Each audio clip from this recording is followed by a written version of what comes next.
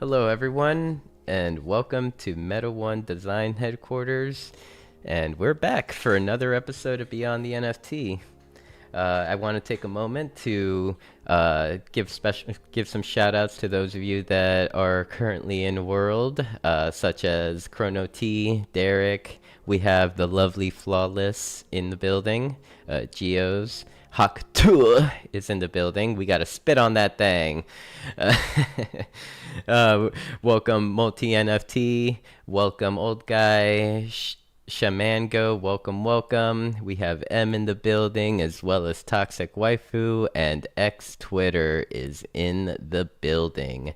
Thank you all so much for being here. It really does mean a lot to see you all. And yeah, shout out to those of you that are watching on any streaming platforms.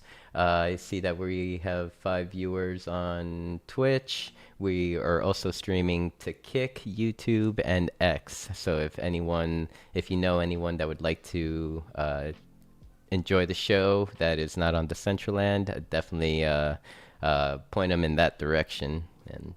And yeah, just want to thank you all for being here.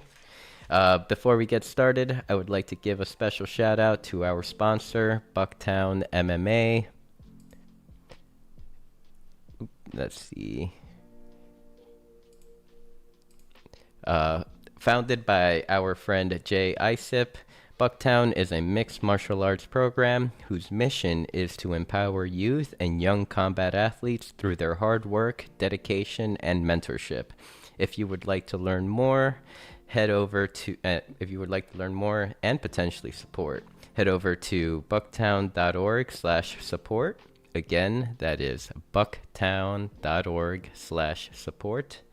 And there you can read a little more about what the program does for does to support young combat athletes all around the world, as well as even pick up some merch and NFTs.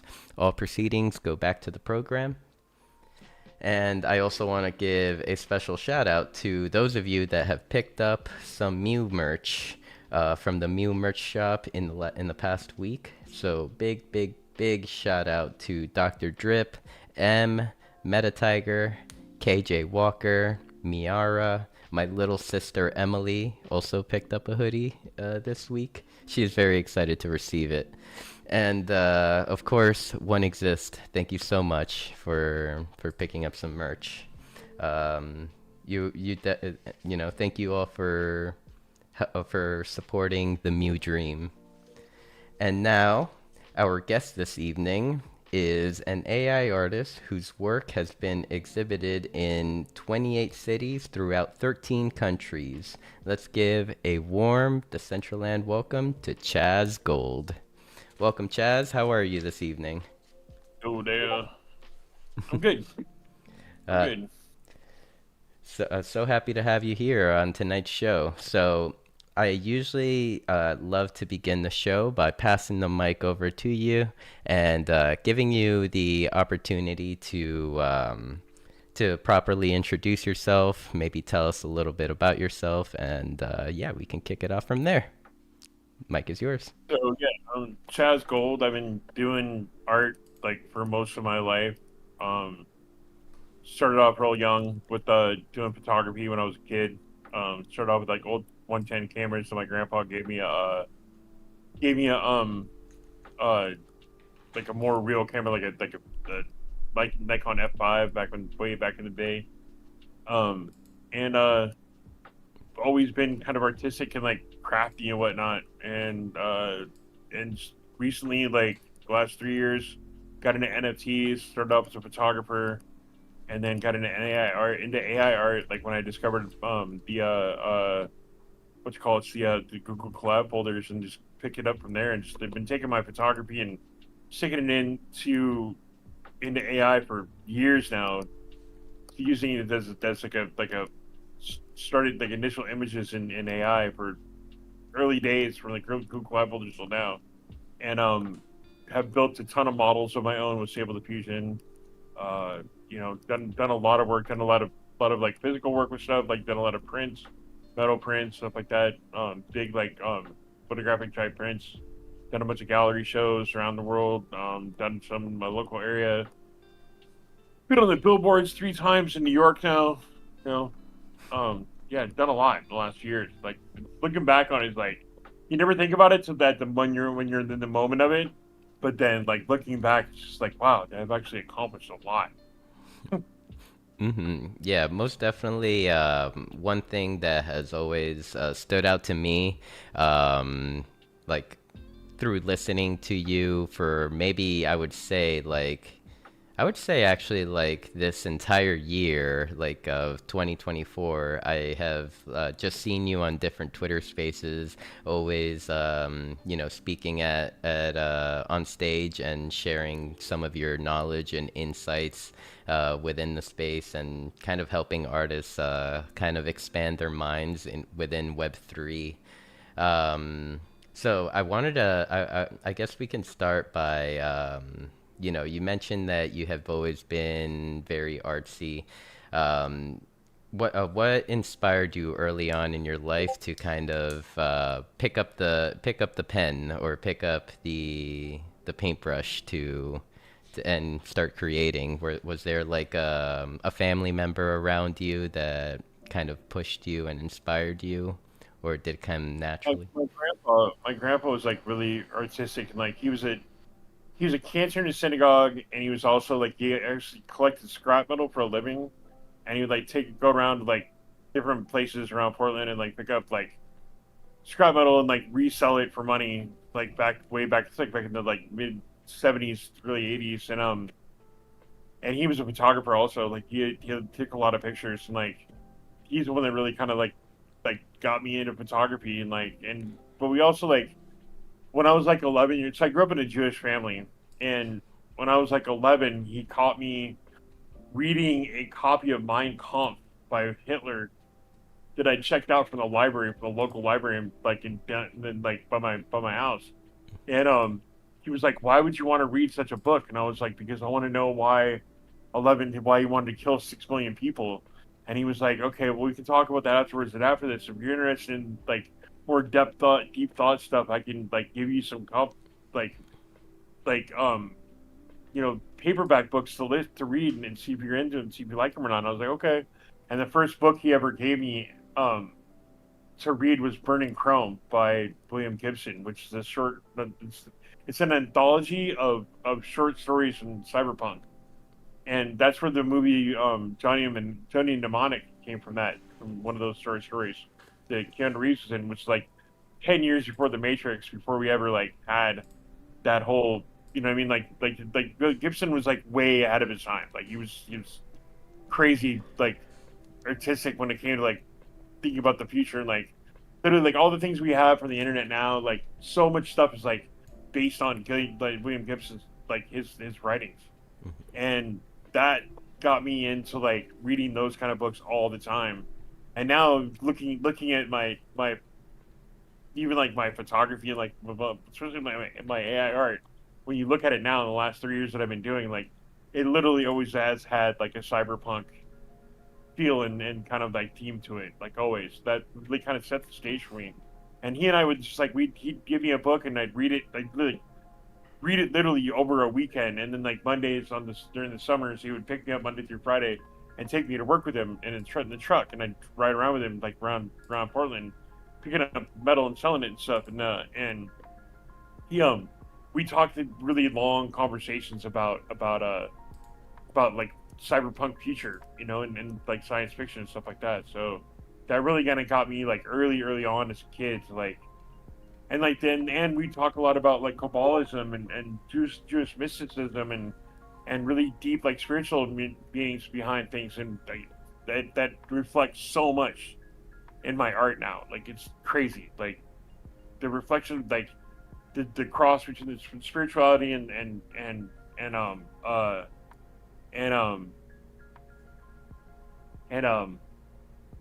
in like in cyberpunk, I think stands out completely in my book, in my looks of the kind of art that I do that now. Hmm. Well, that is You amazing. know, Oh, go ahead. Go ahead. Sorry. You can see it on the screen up there. You know what I Yep, mean? yep. I'm definitely looking through. I mean, one that kind of really stood out to me was right here, randomosity cyberpunk art. This one right here really stood out to me, and I'm over here like sitting here, kind of asking That was myself, actually Zora. That was Zora. That was Zora stuff. "Oh, this is Zora." Yeah, it was on Zora. That was on Zora. I only did a couple of those. I'm sitting here like wondering how I can transfer some tendies over to whatever network I need to in order to pick up this It's a art pretty good piece. one. Yes, it's amazing. I like. I don't even know who has that on secondary. Mm. And so, kind of moving a little forward, how would you say kind of this cyberpunk vibe and like kind of like your early introduction into art, how did it kind of blend into your photography? So I've always kind of had a fascination with like taking pictures of people. You know, I started off with like a 110 camera with a flash bulb with like the T-shirt, like the ones with the flash bulbs that pop out of the thing, like the little flat 110 cameras, like the weird size film from the 90s or 70s. I started off with one of those until I got a 35 millimeter, and they used to drive my family nuts because I would just run around and take pictures of all of them, and like, and they would like they were like, "Can you please stop?" You know what I mean? And like, and that just carried on into like into different aspects. Like when I took off from home very early on because my dad was an asshole. My grandpa died when I was 16, and at 17 I was just like, I'm out of here, dude. And I took the camera and I took a bag of clothes and I split. I thought I was going to Mexico, and I got as far as San Francisco, and the transmission on our car went out, and and I started running around San Francisco taking pictures all the time, and just developed that. I found a place called the Harvey Milk Center that I could go and like do my own like black and white exposure at, and like, and they would work with like younger kids and stuff. And like I was working through like a couple of different like drop in centers through them to get like free passes to go in and like and develop my film.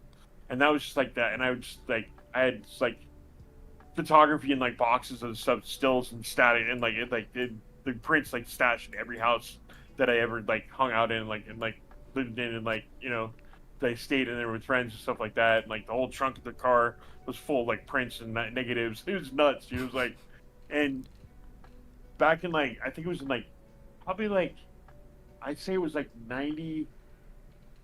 It was I went on tour with Jane's Addiction in 1991 for the very first Lollapalooza, and then I was a roadie for Jane's Addiction, and when I wasn't loading in and loading out, I was running around the festivals taking photos of all the bands, people, and backstage stuff because I had a full access pass. And I met this guy named Bob that worked for Rolling Stone magazine, and he was like this old grizzled photographer, hilarious dude, like long hair, long beard, gray beard. And he was like, and I used to stand behind him and kind of like look what he was doing and like watch his angles and like the way he would like capture the light with like the way he caught the bands up top, and like, and finally after like about a week and a half, 2 weeks of me following him around with him like not saying anything to me, he finally turned. He was like, "What the fuck you want, kid? What are you doing?" And and I explained to him what I was doing, and he was like, "That's really smart of you." He's like, "Here, let me show you some stuff." He kind of took a liking to me. And then when we came off tour, in like the end of '91, I got back to the Bay Area and I didn't really have anywhere to go. And he called me up and he was like, "Yo, do you want to come up to Seattle and work for Sub Pop Records?"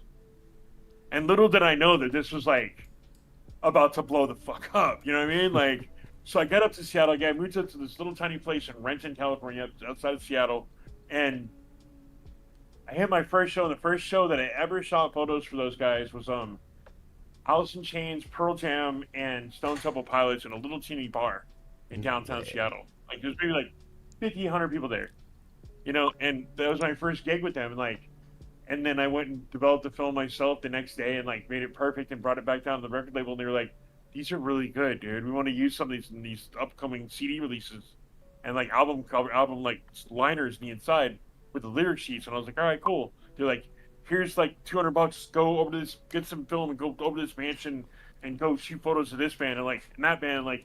And like I ended up like getting to know all the guys from like Soundgarden and Some of the Pilots and like Jump the Dog and like Blood Honey and Nirvana and like that like hung out with like Kurt a lot and like knew like I already met like Courtney in San Francisco when she was like 17 when I was living in San Francisco when I was like 18. She's like the same age. Hmm. So I knew her from then. Like it's just this crazy whirlwind of like 3 years of being up there and just and then the rave scene started up there and I was like halfway in that rave scene and halfway in the rock scene. So during the week, I was going to rock shows and taking photos because they were all like they're Monday through Friday photo shows usually. There was never any big shows on the weekends unless they were really big bands, and I would go to raves and after hours to take photos at raves. And then when I got back to San Francisco again back in like '96 or so, I discovered this dude named Factory 19, who was a photographer in Mountain View for a bunch of robotics companies. He would take stock photos for robotics companies, but he was also doing boudoir photography on the side. And then he would like take the photos he would take for the robotics catalog stuff and would fuse them into the women's bodies in Photoshop. This is like Photoshop 3.2. This is way back when. You know what I mean? Like right after Adobe had bought it. Very And early. he made it. Yeah, he made a DVD. I actually have two of his coffee table books on my coffee table right now. Like I still have them. Like I just reordered them and now I own them again. I lost them all a long time ago and I found them on Amazon. Um, but and like I'm looking at his books, like those books, I'm just like, this stuff looks like so much like my AI art now. Like it's like what I'm doing with AI art. You know what I mean? Like just seeing like but I learned how to do all my composition, all that kind of stuff from those DVDs by him. And that was and him. His style just was like perfect for mine, and like I got into really like I found those his coffee table books and a fashion designer called Thierry Mugler, and he had a book called Fetish Fantasy Fashion. And this dude, like, I don't know if you've ever seen that or not, but like, it's freaking amazing. Like, he was one of those people. Like, he's so far ahead of his time. Like, he's like way early. Like, if you look at you look him up on look his fashion shows, the runway shows in like 1995, and on YouTube right now, and like you'll see like he was so far ahead of his time. He was doing stuff like 20, 30 years before anybody even knew what it was. What was his name You again? know, Thierry Mugler, he spelled like Thierry. It's just it, All like, right. but Mugler spelled Mugler. Gler. Okay, I'm gonna Yeah, definitely look him up. yeah. Thank you. He's really cool. Yeah, I mean, definitely, it's good to like even appreciate like where the origin of all this art came from. And I'm sorry, I Yeah. had cut you off whenever I asked for his name. Um, but those and the coffee table books by him. And there's another guy named Eric Kroll that was really into fetish photography. At the time, which was like he made a really weird book called Girls that like it was like weird like really basic photography, but at the same time it was like so edgy like and it was like a lot of women that had there were amputees with the uh like not implants, what are they called, like robotic extensions of like limbs that you can't you don't have anymore. Mhm. I remember the name of the what they're called off the top of my head, but yeah, like so those are the three books that really started for me like with photography, and like and I've always been like one of those photographers. Like you can look at my early work. Like I super saturate the colors, like the grain, and like all the different like textures of it. Like I try to make my a lot of my photography look like a drawing or a sketch. Mhm. You know what I mean? And like I try to make it not look like photography. I tweak it out so bad that like it would just like it wouldn't look like it was art. You Mhm. know, I didn't want to be like just a regular photographer. Like because for so long I was kind of one of those photographers with like for a long time I wouldn't only shoot with black and white film, and then I was like I'm not gonna publish something that's gonna no so that's just straight out of the camera, like no Photoshop. It's got to be good enough like right out of the camera for me to publish. I'm not showing it too many, and that was just stupid. Then when I discovered Factory 19 and his work and what he was doing with Photoshop and the robotic stuff, and I was like, whoa, dude. That just like totally completely changed my mind on like on Photoshop and like and post edit. and I realized at that point like what the possibility was to create art, Mm. and I ran with that. I ran with that after that. I had those I had a DVD set. It was like 10 DVDs on how to do composition like that. I watched those so many times that I like burned out the DVDs. Point, you can't even watch them anymore. They're scratched. Like I think it literally wore them out. Like That's so. awesome. And like so so then moving forward, like let's jump forward into around the time you got into Web3. When did you first get into Web3, and how did you come across like knowing that there are people here, communities, and blockchain So technology? I was I used to use Facebook a lot for my photography and stuff. And if you look me up on Facebook, you'll find a ton of like my photography pages over there. There's one called Chazz Gold, which is like all nightclub and nightlife and concert photography. And there's another one that's just Chazz Gold photography. That's like all my early stuff. Same thing with my Instagrams and everything. But I discovered somebody said something about Clubhouse back in the beginning of the pandemic in 2020, and I was like, "What's Clubhouse?" So burned out on Instagram and Facebook that I was just like looking for something new. But I didn't want to do Twitter yet. I didn't want to do Reddit because I thought Reddit was just like a dumpster fire rolling down the street in the middle of a flood. You know what I mean? Like, Yeah. it's like so, like and like Instagram was cool. It was cool to show off photography back then, and then like but there was no there was no way to really communicate with people on there. You know what I mean? And then so I finally somebody gave me an invite for in like December of 2019, and it took me until the January to actually get on Clubhouse. And the first day I got jump on there, there was Chris Lake, the DJ, the EDM DJ, Mhm. who's one of my favorite DJs from the house scene. He was doing an auction where somebody had made the art for him, needed the music for it. It was just like where like it was done in like photo like instant After Effects. Like it was like a square like whale in an ocean that was like it was like dipping in and out of the water, and like and then it spun around in like a 3D square. And he had done the music for it. And Farouk was hosting the room in Clubhouse, and there was an auction room, and 888 crypto 888 was in there, and he was winning the auction, and he was battling against 777, which I thought was really funny because I was like, it really caught my attention because those are angel numbers, and I've always been into like the angelic language and numbers and shit, right? Mhm. So that's what caught my attention with it. And I watched this auction go up to 98 Ethereum. And this is the middle of the bull market. It's like when ETH was like 39, 4,000. You know what I mean? I was like, so I went and I looked up Nifty Gateway that 888 was on. I looked at his vault and saw what he had collected over there. And I was like, this is crazy. I'm like, I could make better art than this. What the fuck is going on here?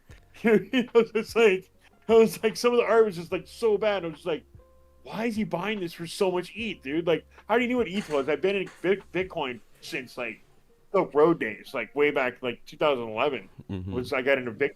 You know what I mean? Like, so like I already knew what Ethereum was. I knew what like crypto was and all that kind of stuff. You know what I mean? Like, so I was like, so I started pulling my photography together, and I would like do these crazy pieces. There's one on OpenSea still.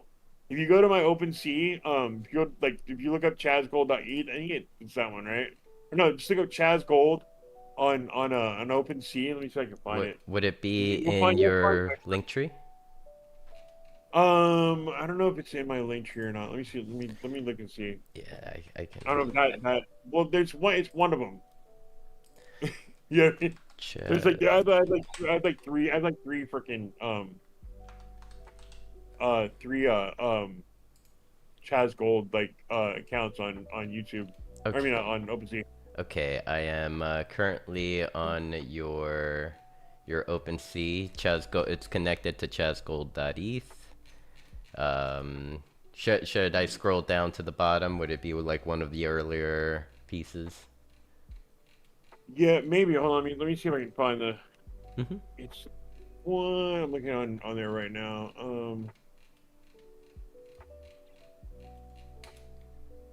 is it?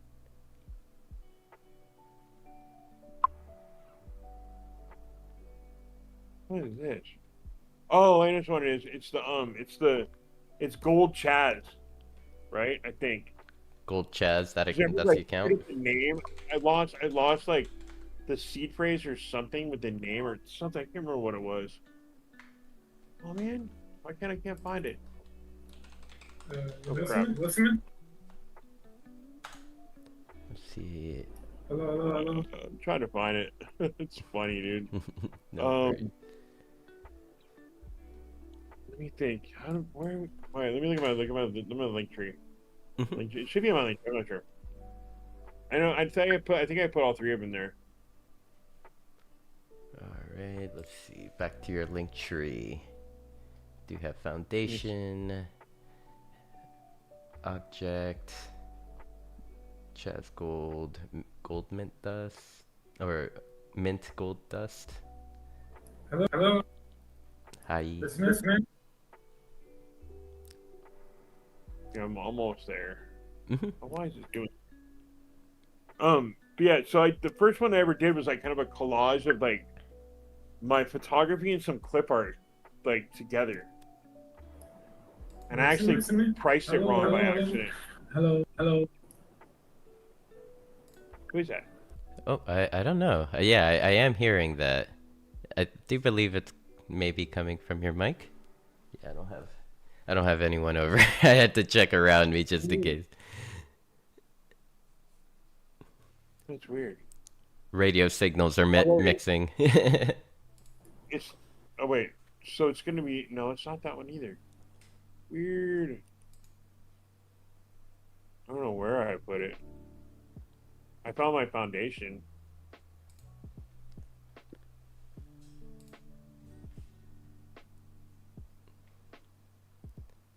I, Huh. Let me see if I can find it through the wallet address from Foundation. And while you do that, I'm just gonna take a moment to look around the room to say hello to any guests. I do see Yolantis Art has joined us in Decentraland. Welcome, Mr. J Stickle. Let's see. Let's look at the list here. I did a weird thing with the name, dude. It's underscore capital C and capital G, but like Chazz Gold with the capitals, and then underscore in each side. I don't know why I did that. All right, let's on OpenSea, right? Yep. Okay, so what was it? The underscore and then capital C, then lowercase H, Okay. A, Z, Z, and then uppercase G, OLD underscore. I think I see it here. Yep. And yep, there is there. I do see some photography work here. If you go to created, created over there. Yep. Oh no, that's not it. That's a different one. That one right there. Yeah, that one. So hit and then scroll all the way down. Scroll all the way down. Yeah. You'll see my first piece ever. It's kind of funny. Illusionary remix. No. Just scroll all the way to the bottom. I think this is the bottom here, or at least for me. Illusionary remix is the first, and then cacao peppermint. Weird. What is that?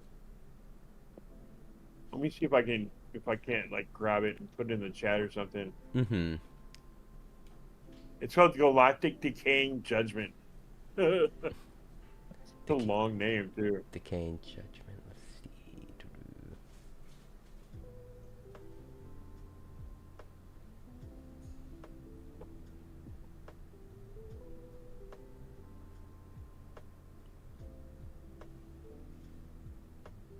Yeah, so I'll drop it in the chat on here on Decentraland. Oh, okay, on Decentraland, and I'll pick it up from There we there. go. Cool. Thank Yeah, you. it's in there now. And I'll go back to my webpage and drop it there. Whoa, how beautiful. Isn't that cool? a bunch of wearables and stuff in here. That's funny, dude. Probably the work of Canessa. Oh my God! Look at all the like the animations around the face. Yeah, it's pretty cool. So I was like with my photography and like clip art, and then I did it in a motion leap. Back in like 2020, 2021. 2021. One was minted on May, I think it was May 2nd or something like that, That's or May or April 2nd or somewhere around there. it. Right there. Let's see, April 4th, 2021 at noon, at 12:27 p.m. Yeah. And your And after that, I started working on my Shapes of the Divine project, and that was then from there. That's what I did for like a year and a half. If you scroll back from that, you'll see one of the pieces from. I thought this wall got compromised, and I thought that I had to like move everything, and then it turns out that it wasn't like compromised. Oh, not I bad. just had to like, yeah. So like ended up with like, but yeah. If you scroll, go to collected. Go to collected on the underscore Chazz Gold. Yeah. There you go. Or created. Yep, I'm under. Go to created. Oh, create. Oh yeah, I'm in collected. Here's created. So if you scroll down, there's some of my old photography, and then there's a piece should be right. I saw it a second ago.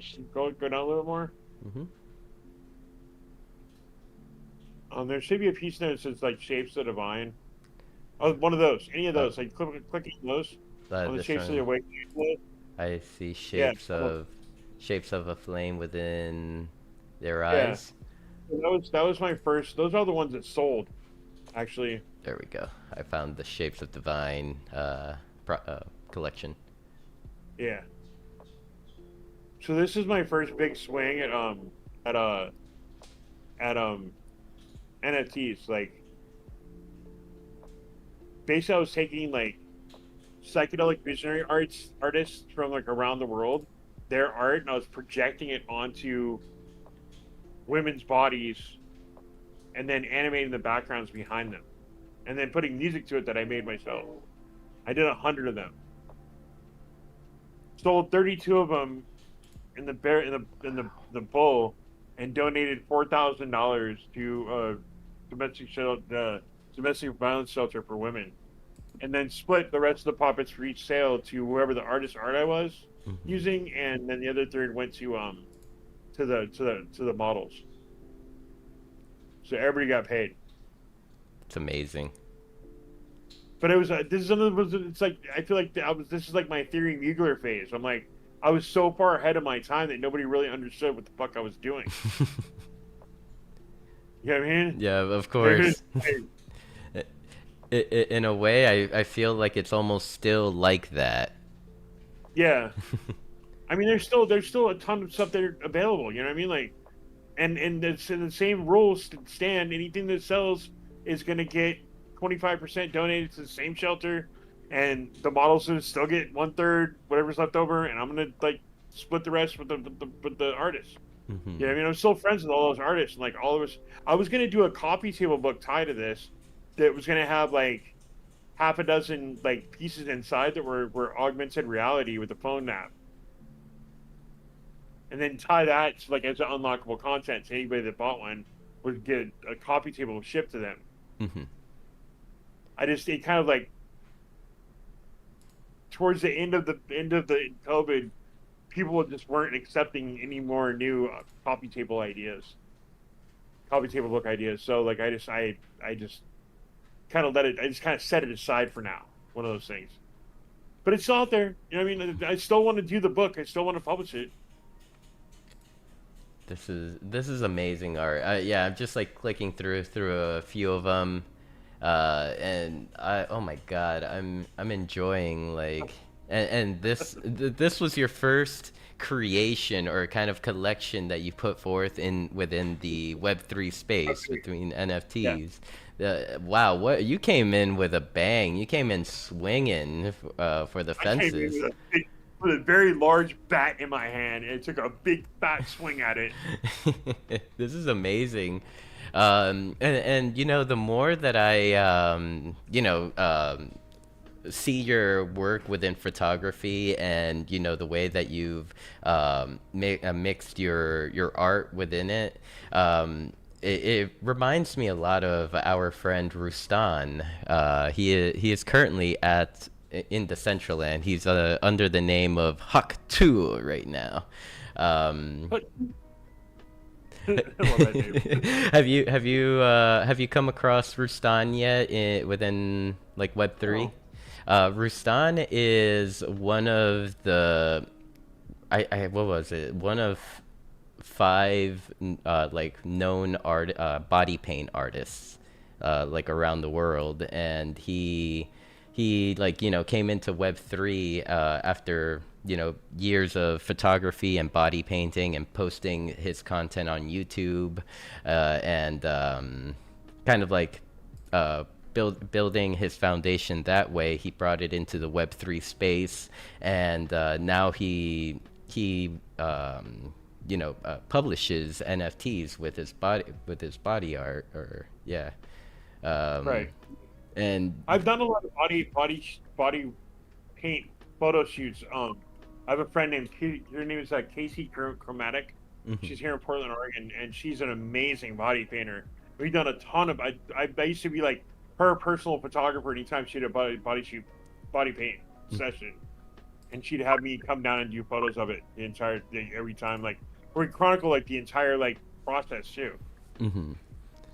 So So at the time when you came into Web3, 2021, were there any like early versions of AI applications that you yeah, used? yeah. There's okay. So if you go to I used Snowpixel a lot because I didn't understand at first. I was too embarrassed. I was too embarrassed to ask people like, how do Google Collab folders work? I didn't understand it. I thought that I had to know coding to install them, even to get them on my computer. I didn't realize it was just a link. I just had to understand. I had to learn how to like prompt write and just where to put the prompts, where to put a photograph. I want to start a photograph or a piece of art or a whole folder of stuff that I wanted to pull from to influence the image that I wanted to create. So I did a lot of work uh with with Snowpixel, what's called Snowpixel. So if you go on OpenSea and go to the Chazz Gold one, the Gan Art by Chazz Gold will take you there, like GAN. And art by Yeah, Gan Art. what was that? GANRART? Yeah, Gan Art by Chazz. Oh, oh, right there. I see it. It's at the same. What? Wait, hold on. You got your open seas all over the place. You're spread out No, nicely. no. Ooh, okay.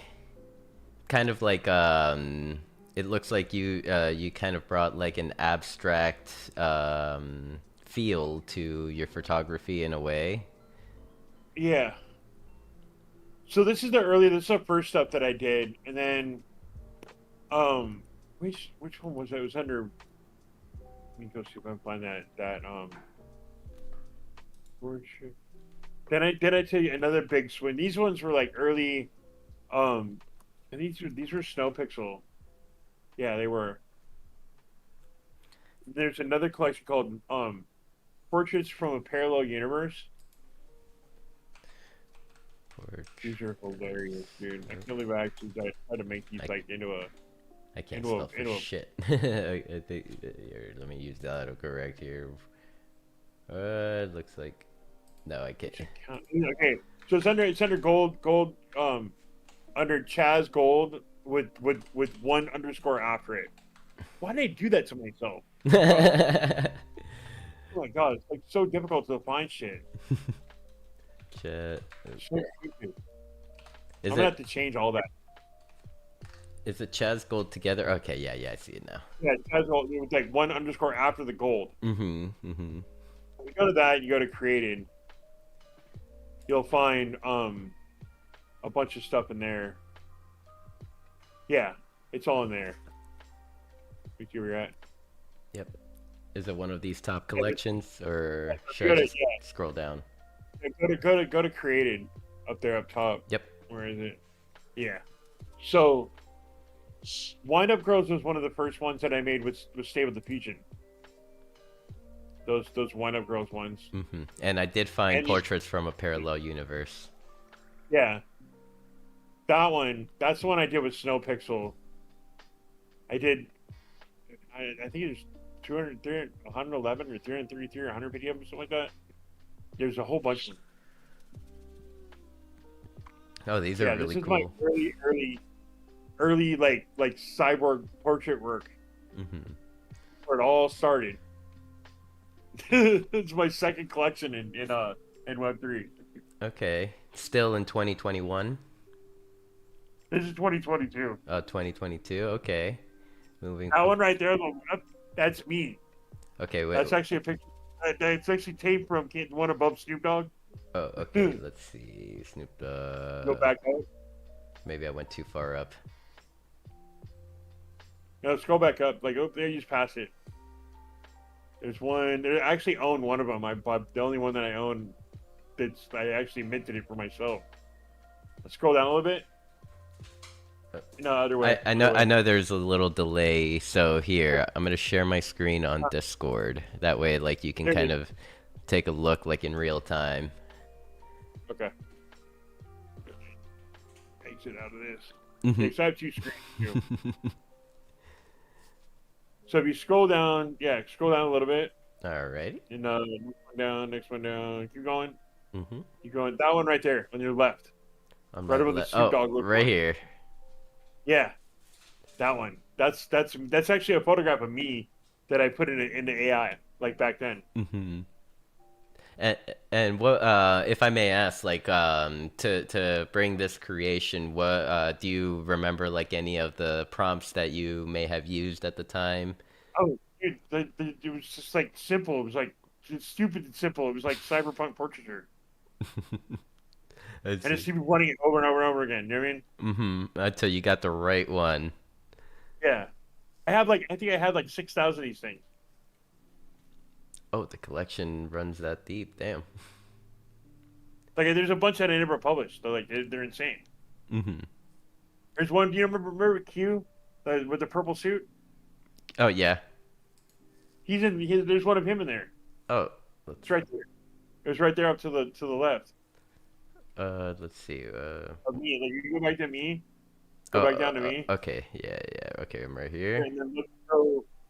Let's see. Go up a little bit. Yep. Is it up? Yeah. No. Might have been down. No, it's down. It was down. It's down under Snoop Dogg. Right there. Right there. Right there. Oh, next right to here. it. Yeah, that one next to him is actually me too. Let's see. Let's go to you. The one next to me, the next to him is the yellow one next to me, and him is you too. That one. Yep, right here. We got. Is that a futuristic pipe in your hand? Yes. This is cool. This is cool. Love the aesthetic. Like I'm definitely getting like the have you ever played the game Cyberpunk? Yeah. Yeah, I'm getting cyberpunk video game vibes as well in this. Yeah, that's what happened when you used to stick like the word cyberpunk in anything back in the GAN days. Yep, I do believe it's like around the time that the game did come out as well. Yeah, looks like I gotta fix the OBS a little Yeah, bit. so now and then now if you go to like the best place to find it is on my current foundation like that I have now. Let's see. I thought I pulled it up, but I will Chazz go. Gold one. Let's see. Okay, there's two foundations here. Which one would it be? Chazz Gold? The one that ChazzGold.eth. Maybe this one. Is this one it? No, the other one. Okay. This one. Yeah, that one. I think. Let me see. No, it's the other one. It's put in ChazzGold.eth as the username. I know there's 3. Stupid. Once again, I don't know why I did this to myself back then. I think because I kept losing yeah, this one. Okay, so this one, if you go to the there's a like in the where's it at the where's the tab at for that on here? I always forget. Oh, from the front page, from the home page, you go to what you call it? There's a little tab on there for collections. And then if you scroll all the way down to the bottom of the collections page, you'll see the 100 days in NFTs. Mm-hmm. That one. This is like my major body of work. I did 100 days of NFTs, like in 2022 to 23. Like I did like 100 days in a row. One day, like I create it, mint it, make the story for it. Just before ChatGPT, and I did that for 100 days straight. And I turned around and did it again on Unknown Origin after that. For another 100 days of NFTs? Yeah, like about 2 months later. Oh my god. Well, these are incredible.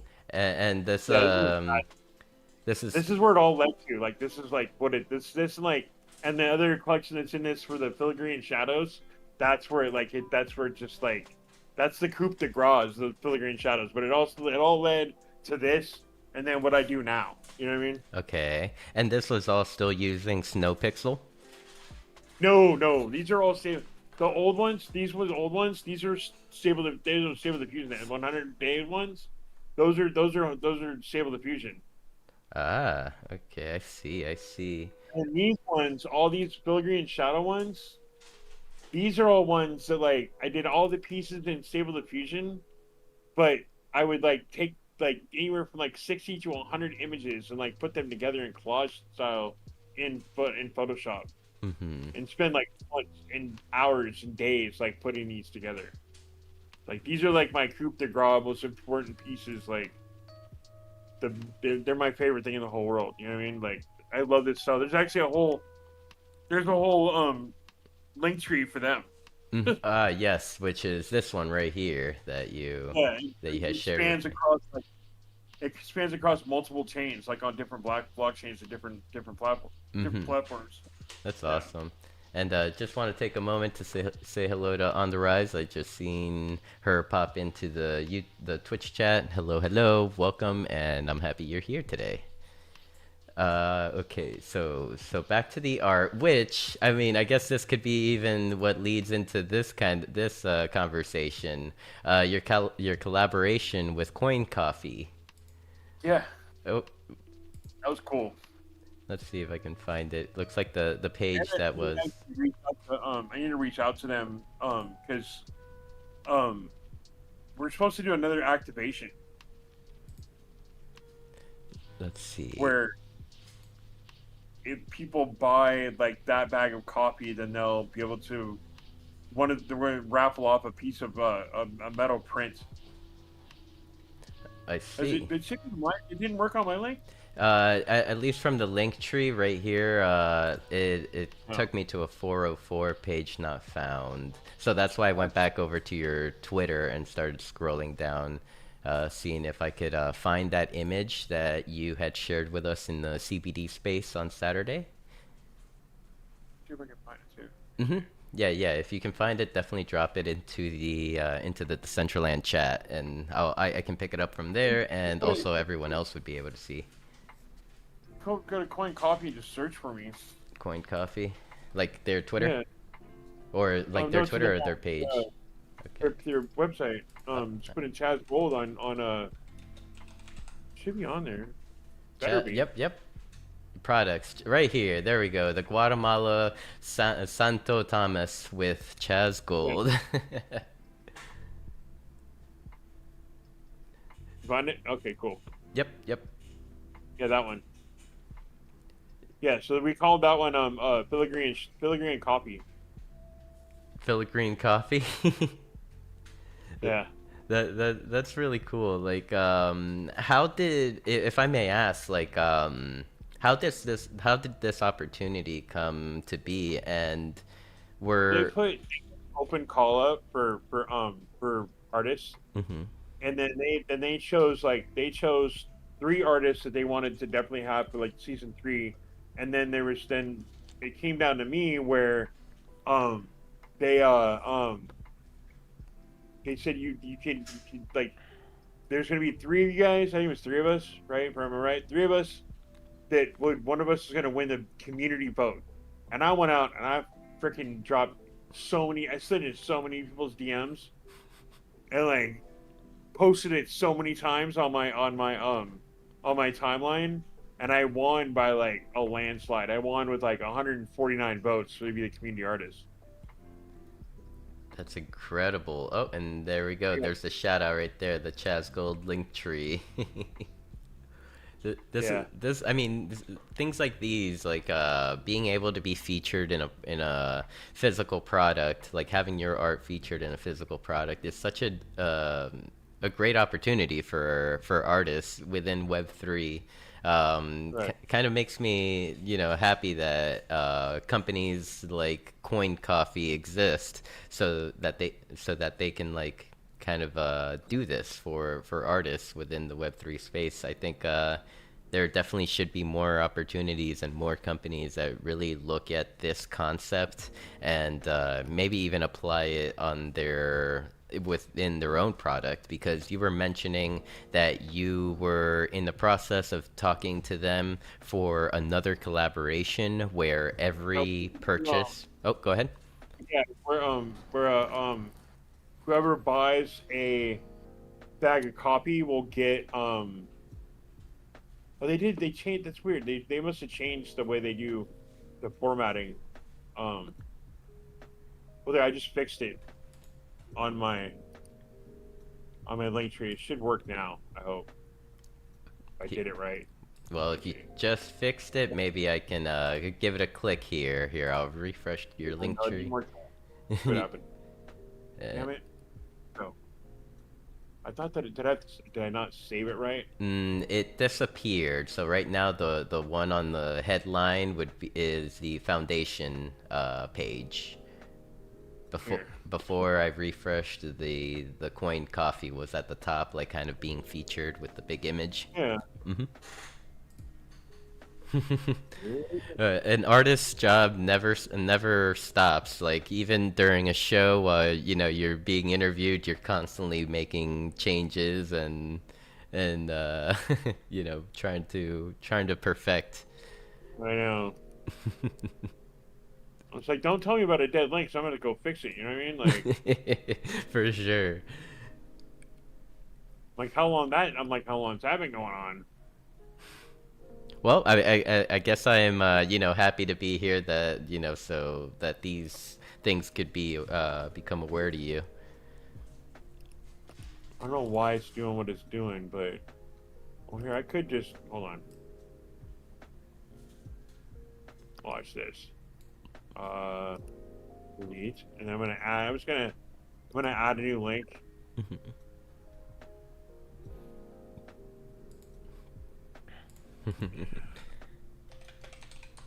There we go. It's on the top again now on the link tree. All right, let's give it a test run. Back to the link tree. I refresh. Yep, there It's it is. I'll fix it later with a picture. and But yep, no, it's up and working. so what we're gonna do is I'm gonna talk to them about doing uh an activation with a metal print of that art. Yeah. So then, So whoever buys it will be placed in a raffle to win um to win a metal print like a 18 by 18-inch metal print, like a square print mhm, that's be ready to hang on your wall. nice, and all of it will be produced by yourself, by you. Yeah, I'll have it. Well, I'll have it shipped out and made by uh. There's a company in LA called what the hell is it called, Illuminize, that I use. They do a really good job. They're amazing. Like, they're badass. The Luminize. I'm over here taking notes because I also have friends that are artists in California that could, benefit from that. Maybe they want to, like, hit up Luminize to Illuminize with a Y part. instead of a U. So what was it? You Illuminize with a U, with a U with a Y instead of a U, Okay. or something like that. I think. Yeah. Or no, maybe it's a Y. It's a Y instead of an I. So it's ALUMYZ Illuminize, like that. All right. Oh, okay. I'll definitely do definitely try to search for it myself and pass it over to some friends because I can think of friends like my friend SRJH and Rustan as well. I'm working with One Hub Art. You know about them? The one for art, one hubs for artists. No, I The do not. people that do NFT Creed or Cred dot was it dot XYZ or whatever it is. If you go to to Chazz Gold dot NFT dot NYC. Would that be in your link tree? I Sure. don't know. It might be in the just go to Chazz Gold dot NFT dot NYC and so like that might be it. Yeah, This that one, might my that might work. NFT tickets. Ooh, these are And really then- cool NFT tickets. Yeah, those are part of the tickets for that one's been on the billboard too, and that was at the Jarvis Center, and that one's been displayed at like 6 different countries and different cities like around the world. That one's like but that's my favorite piece of art ever. Would you It's say, also the one that I put the most work into. Would you say it's like your staple piece? In a Yeah, way? that's why that piece is on Foundation for 0.333, and Okay. it comes with a 16 by 24-inch metal print. That's awesome. And as a artist, it's really incredible that you're kind of bringing both worlds together, the physical world with the digital world through these metal prints. And then I'm also gonna including that I'm gonna get a anybody that buys it. But once it's been minted, then I'm gonna get the trace chip from Transient Hmm. and have them do that. Like have it then put it on the back of it before I have it shipped out. Speaking of that, so these guys from One Hub, let me see if I can find it. So if you go to go to the browser and go Chazz Gold, like one word, and then dot NFT dot NYC. Let's see. They have it's like the conventions, like it's their thing. Mhm. You know what I mean? Okay, you said But if you go Chaz to that- Gold. What was Chazz Gold, then dot and then NFT dot NYC. .nyc? I'll have my profile on there, right? Let's let's take a look here. Oh, it took me somewhere. Yeah, Oh. there's Explore One Hub. Yeah. Oh my God, nice. Yeah, So looks beautiful, huh? yes, she does. And what Yeah, should I so- click here on Explore? Click on Explore. Yeah, click on Explore. There. Explore One Hub. Mm-hmm. And that'll take you to there you go, and see all this stuff up top. So you can now they're actually going to be working. I'm trying to connect them with NFT or with Illuminize, so that you'll be able to order different size metal prints of anything you want of any NFT that I have and anybody else on the platform that has their own platform profile, and they have it hooked up right now where you could do coffee mugs, water bottles. Yeah. You can create NFT postcards for free. But you can also order if you own any of my NFTs, you can go to this page and order merch that's connected to it, including hoodies, prints, all that stuff. And that would be through just the filigree art, correct? With any of the art that I have on here. Ah, If okay. you own one of them, you can order any of the merch that I offer. That's awesome. And so with that said, if let's say someone didn't own any of your NFTs, they wouldn't be able to Yeah, purchase you have to merch. own it. You have to own it. Like you have to, like either own like one of the editions or like down there, like down here, like where it says known origin. If you look on that, if you click on known origin, you'll see like a ton of other work of mine because they took over the known origin um uh contracts, and now the known origin is closing. So you Okay. click on the DAX where it says known origin on it. Let's see. Oh, the actual button right here. Sorry, I was looking for. And then there's oh wait, I guess I don't have it hooked up yet.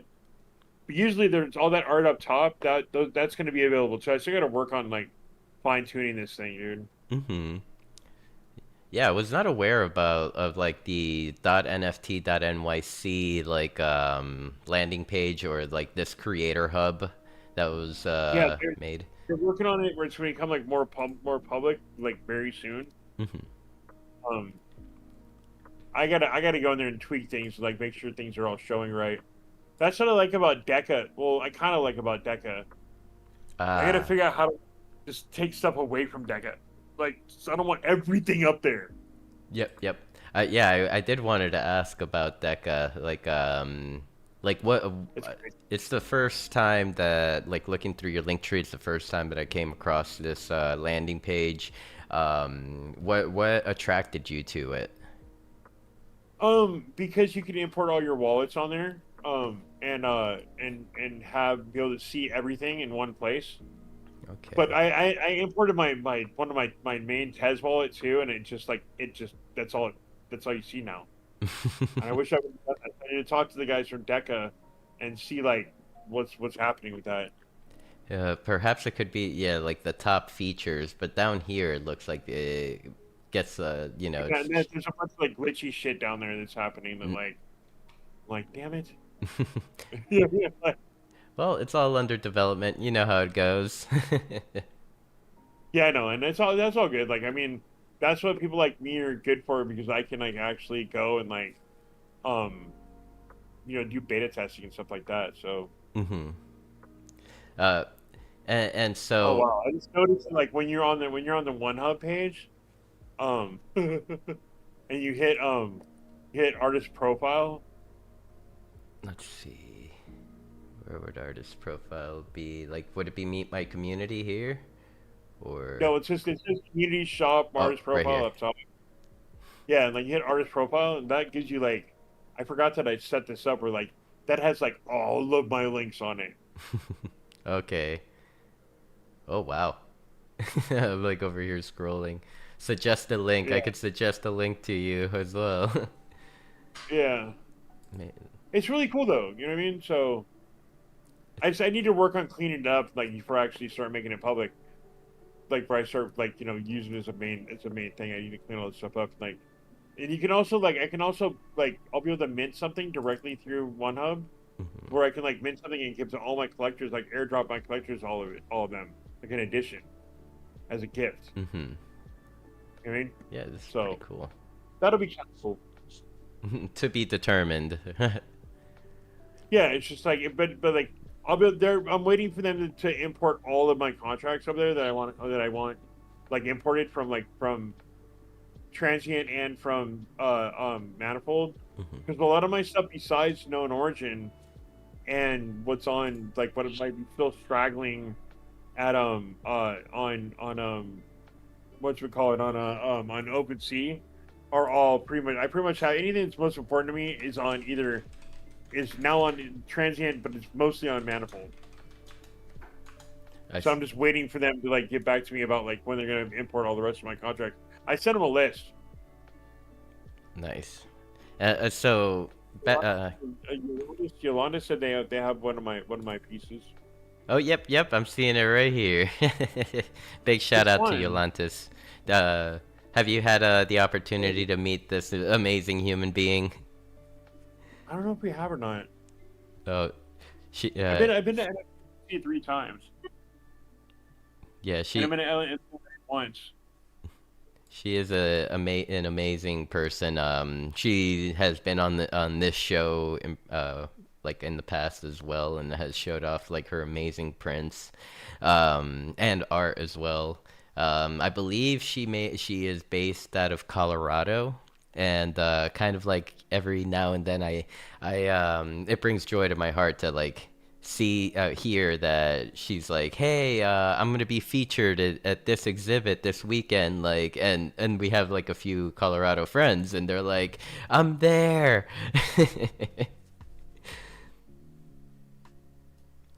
Yeah, it's like which So yeah, one?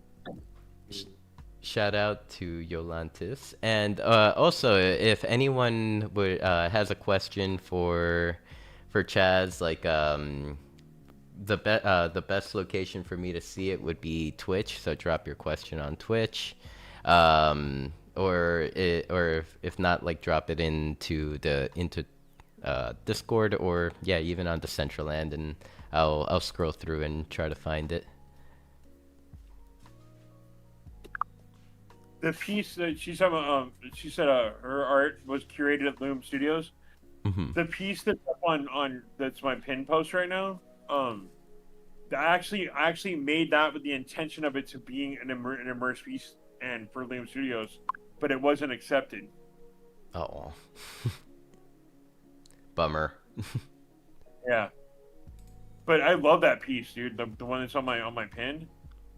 Like, things are a little bit like, of course, you know, it's a little, we're early with shape 2. Hmm. The one on my Twitter.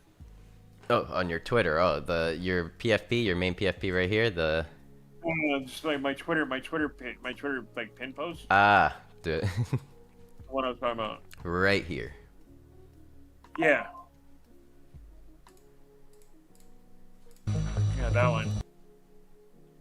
And There's audio on it too. yeah, it even. Oh, would you mind if we share the audio? Oh, go ahead. Alrighty. Like, start it over from the beginning. Okay. Here. Yeah, Really cool. I'd be happy to. Gears are spinning up. Feel the pulse inside. Metal heartbeats thump. In this neon ride. Machines in the night. Lights that never sleep. Dancing in the glow. To a techno beat. Mechanical love in the city lights.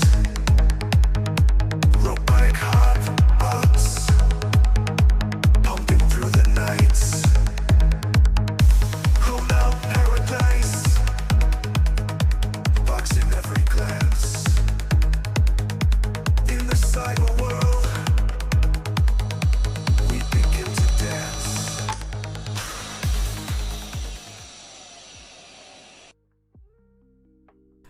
The ending, how like it's starting to build up, and then all of a sudden you hear the Yeah, it starts with that too. Oh yeah, it does. Like it's the boot up sound in a way. Gears Yeah. are It's like an old school like gears winding up thing. That's so cool. What can you tell us about the music here? Like, did you make it through AI? Or go ahead, sorry. The one and only time that I ever made a song with AI is this one. I see. What I program? usually use like all I use Suno. Suno, Is that what it's Suno. called? Yep. Oh my God, amazing platform. So actually put in like sounds of gears winding up, looking for a sample of that for the beginning. Ended up having to go back to another site that had like free samples of like sounds in the world, and I found the gear one, and that's what I used from the beginning of that, and then I used the Suno song. But that when I put in like that's the song that it gave me. Okay. Oh, it gave you the whole song. Like you were Yeah, looking for pretty just a much. wind up, right? And then it just Yeah, like I produced. told it needed. They told me. I told it said it needed to be like a 48 second track, Mhm. and it gave me that with all the lyrics and everything, and I was just like, what the fuck, dude? I'm like, it sounds like because one of my favorite bands in the whole world is BNB Nation. Mhm. I've shot photos of them like 30 times now. Like they're good friends of mine. You know what I mean? Then like it came out like completely not even knowing what I like as like this dark wave synth thing, and I was like, well, that was weird. I gotta use it now. Okay.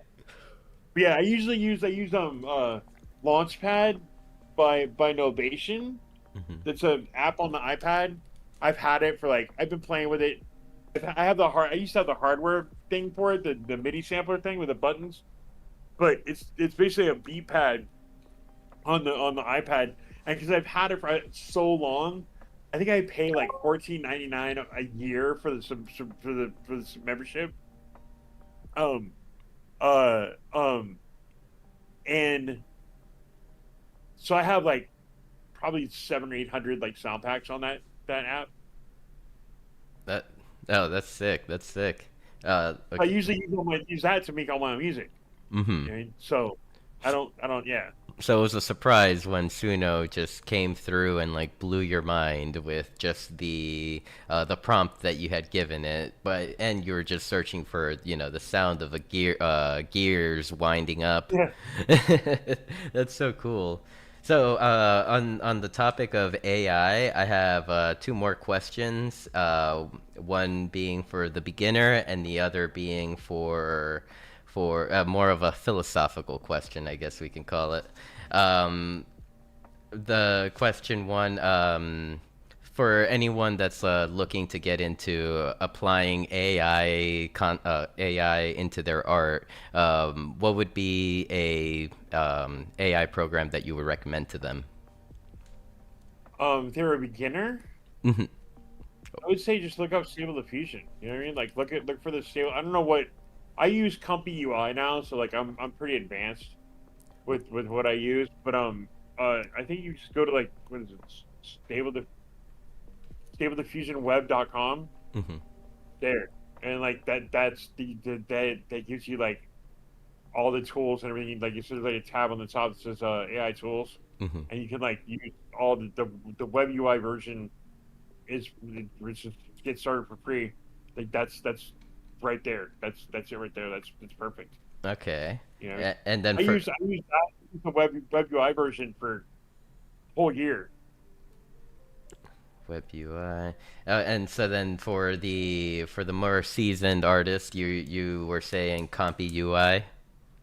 Yeah, I've been using Comfy UI. That's like the new like that's pretty much like I don't know like it's like the advanced stuff. You know what I mean? Would you say it's your favorite? It's a pain in the ass sometimes, honestly. So which one is your favorite? Um, hmm, I don't know. It's hard to say. You know what I mean? Yep, yep. Yeah, totally understand. And so moving to the second question, um, we kind of spoke about this a little bit earlier before the show started.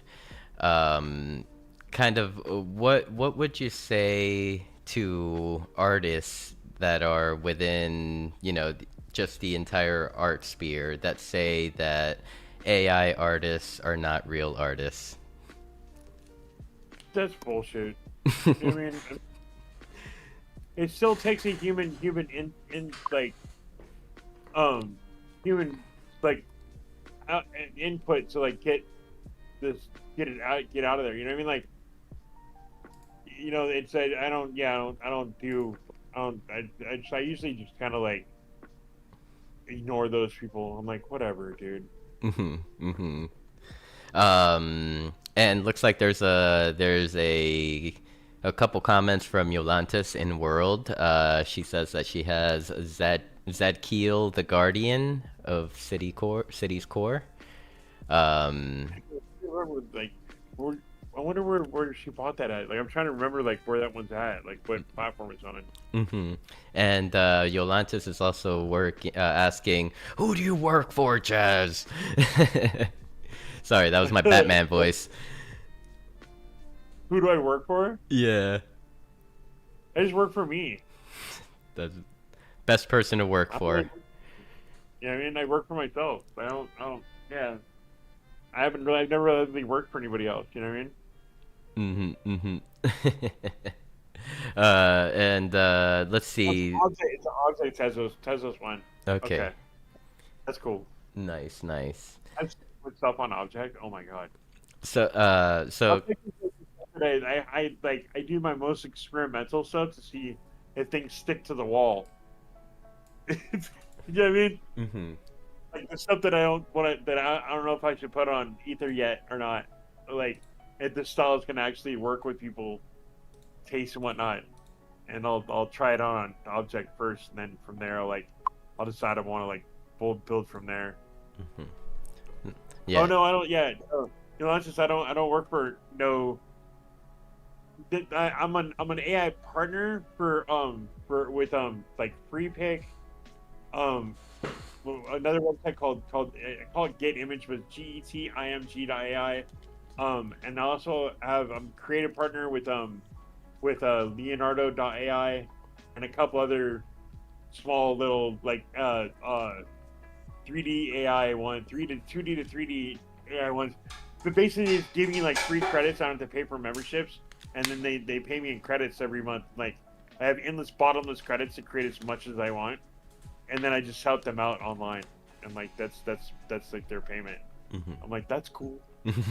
I'm like you guys got to make it so I don't have to. I wish I could do that with Luma and Runway, then I'd be in the money, because they're the most expensive ones out there that I have to, like, you know what I mean? But yeah, I have several different creative partnerships, which I encourage like a lot of other people to do, like apply for that kind of stuff, because those are out there. You know, if you just Google them for like whatever platform you want to be on, or send them an email.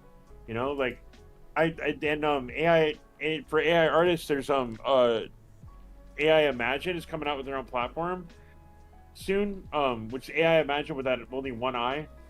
There's actually a grant that they're doing called the Foundry Grant. They have $1 million to give away to AI artists right now, and I already applied for it. I'm working on getting enough funding to get the computers that I need to start a drop-in center for at-risk youth for during the day, to bring AI art into a therapeutic environment to show that works.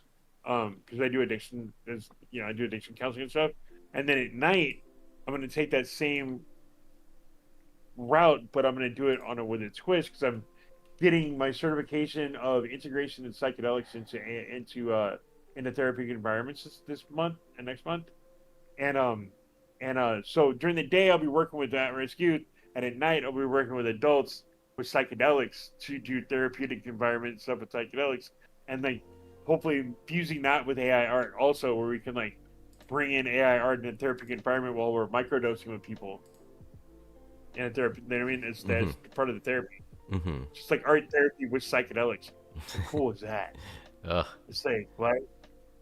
Can I join? Yeah, so it costs a shit ton of money to get that started. So Yeah, well, I definitely really hope you, you're a recipient of a portion of those funds, because they're like, from talking to you, I can see that it will go to a good cause, and definitely a dope creator that can definitely I can't produce. see them turning me down. You know what I mean? I cannot see them saying no, because how can you say no to something that's going to change the fucking world? And from the space on Saturday, just listening to you speak about how you've taken like a few weeks, like just gone dark to write a 7-page proposal for this. That like wrote it, did it myself, and then ran it through ChatGPT to clean it up and suggest new changes to it. But did most of the work myself. That's awesome.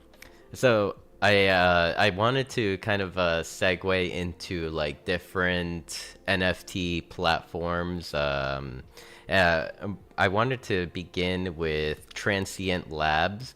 I'm happy that our friend Rustan is here because that was one of the individuals I had mentioned to you that I feel like Transient Labs could be something that he would definitely want to look at. So how were you introduced to Transient Labs, and what are some of the benefits that they provide within their platform? I found out I got turned in them back in, like November of last year. But say that you see that on my page on there, which is funny because it took me until like almost a whole year to actually mint something over there, and like because they kept like adding more badass features to it, dude. I was like, well, hold on, now I got an idea for this one. I started building a new idea for that, and then I get distracted and like just ridiculous, you know. It's like, all right, it's just silly. I just need to do something. So now I have a bunch of stuff that I really want to do over there, but I really like what they do. If you go to the Transient Labs tab over there on the left on the top next to my image, Like right you'll here? see like yeah, you tap on that and then where is it? Might be in. I was looking for the lab. There should be they may be all the way down at the bottom, Okay. like all the way at the bottom. Yeah, there should be something down there called the lab. Let's see. Sign up, trace, proposal. Launchpad. Oh, Launchpad right here. Yeah. So if you go to that, and that will maybe no, it might not be it. Hold on. Let's give it Oh, hold on. Wait. Learn. Maybe the learn tab. No, that's not what I'm looking for. submit proposal. Like, well, if you go to where it says tech, let's tap on tech on the lab right there, the lab. Oh, let's see. Well, it's the third one over. Oh, let's see. Like, No, over from that, over like on top. See where it says the lab? yeah. Yeah. Well, it Here? just says sign up or sign in. Okay, for well me. then hit tech. Hit the actual tech button, like where it says tech. It's not tech. It's not clickable. It's not. No. All right, so if you go to stacks, Stacks. so that gives you an idea of what stacks is. And then if you scroll back over there again, you'll see the one that says ERC's 770. And like 70. yeah, or like all the different. It'll have all the different like this the one underneath stacks. That's the one I literally like the most. Is this one and the doppelganger one are like they're really like they could do like so much cool stuff with this. Like if you look through that, you'll see what I'm talking about. Like it's like a dynamic NFT where basically you could take like up to 800 megabytes of data and images and video and put them all into one little folder that is the NFT. Oh And then the collector gets to choose which one they want to be presented to the world, but they own all the pieces that are in there.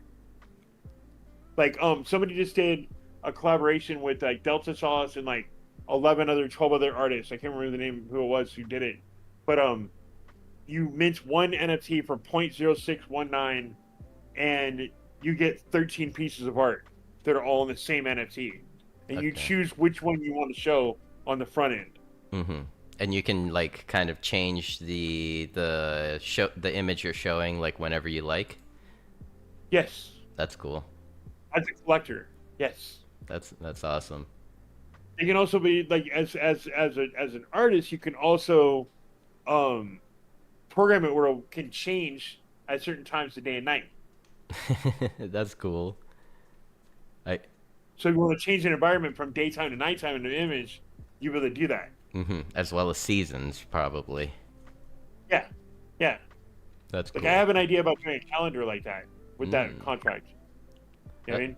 Yeah, that's awesome. Let's see. Yolanta says, Transient Labs. I transferred a Transient Labs NFT to you earlier this year. Oh, really? I'm gonna have to take a look at it. Like, I wasn't really aware what Transient Labs was until Chazz came into the CBD space on Saturday and kind of explained it a little more. Even behind the tech of like that it's kind of like multi-chain. Is this correct, Right. Chazz? Now it is. Now you can so like So they just turned this on. So basically, what happens is now is when you go to buy a piece, like you go to my piece, right, and you want to go buy it, you want to mint it. You just put in Chazz Gold, it'll pop up like right away. There you go, first one. Oh, right here. So like, go to that and like, so if you go there and you go underneath there and you hit mint or collect or whatever it is, yeah, minting now. You click on that and then click on well, you'd have to connect your wallet, but when you connect your wallet and you go to buy it, then what happens is it gives you a choice of like which blockchain you want it. So hit purchase. You don't have to, but like watch what happens. Now hit Ethereum. There you go. Boom.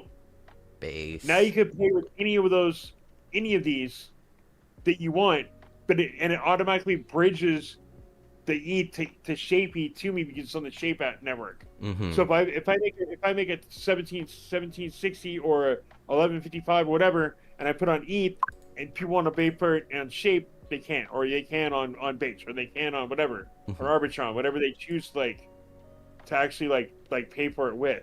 What does that say? Transaction was canceled due to error, no funds. I'm just broke. Yeah, Okay. yeah. I have 0.5 of it, 0.005. I have half that. So yeah. So So if you have that in Base, you could do that. You know what I mean? You can pay for it in Base Mhm. if you have Base. Because you said you just have to and you have to turn your wallet put your wallet on Base and like that's it. You know what I mean? But it's Okay. cool though. And also benefit from the low gas fees, correct? Yeah, like if you do it on Base or on Shape, if you have Bridge Shape, and if you want to Bridge Shape to get Ace Shape, you'd have to bridge it like Shape ETH, but that's on the Shape.network website. Mhm. They have a bridge for you to go there and do that. Okay. Then there's So it's really Arbitrum cool though. one. Like I think it's cool that they give you a choice of like which one you want to pay with. Mm-hmm. Yeah. You know, without having to like bridge anything yourself. And it I looks. actually need to I need to write a because this 1155, like once you own one, you can actually go write your own inscriptions on like what you think about it or what you like. They open it up that too, like where once you own one, you can actually write your own story for it and mint that story along with the piece as an inscription Okay. as a collector and an artist both, Mm-hmm. which is kind of neat. Like my collectors can now write a story about like this is why I bought this piece from him. And it would be kind of where would it be displayed? Would it be displayed in It'll Transient be, Lab? yeah, if you go back to the piece. Mm-hmm. Let me see. I'll find it really fast. It should be right. I know there's a section under tech that says story. Yeah, but I mean, in my actual piece though, like when you go to the link, and then like What is I this? think it's when you go to where is it? Oh, okay. So you have to go actually go when you go to the piece, you have to tap on my name, Right here. like on Chazz Gold. Go back to my actual profile. Okay. I think I'm at your profile right now, right? Yeah, I believe this may be it. Yeah. So There's- see that? Tap on that version of it right there. On the mint, under the mint pages? Yeah, like on the left, like underneath there. Oh, That version right there. Yeah, underneath that. I think I clicked the wrong That thing. one right there. Where it says tokens. Oh, right here. And maybe- Story Go to- inscriptions. Go to the tokens one. Go to the tokens one. Would that be like the one? There's like a little link next to it. There, you're on it now. Now tap on it. Yep. Now scroll down from that, right? And then right there's a yeah, in there. Mm-hmm. And yeah, if you once you own the token, you'll have access to Yeah. add the first inscription. I do have a little bit of tendies on base. Maybe I'll add a little story. There's like inscription provenance, and you can like you hit inscribe, and it tells the inscribed story. Add provenances token with text, media, code snippets, or hyperlinks, Mm-hmm. and it's like zero cost of ETH. Like it's free. Oh, that's awesome. That's awesome. Yeah. One thing that I also did like about the this transient labs, it seems like it's like a flat Ethereum like ETH mint fee all across the board. Would this be like the gas fee, like just a flat gas Yeah. fee? Yeah, that's Yeah. pretty cool. You know how ETH gas fees can get. Go up and down. Yeah. Well, that's you always want to just buy whatever you want to buy. You buy it with either Shape, Arbitron, or Base. Base ETH. Mm-hmm. I mean, just pay for it with that, and then you don't have to worry about the gas. Yep. Yep. So yeah. Yeah. So It go ahead. It does. So it does. It does. She said, it does cost to inscribe a story.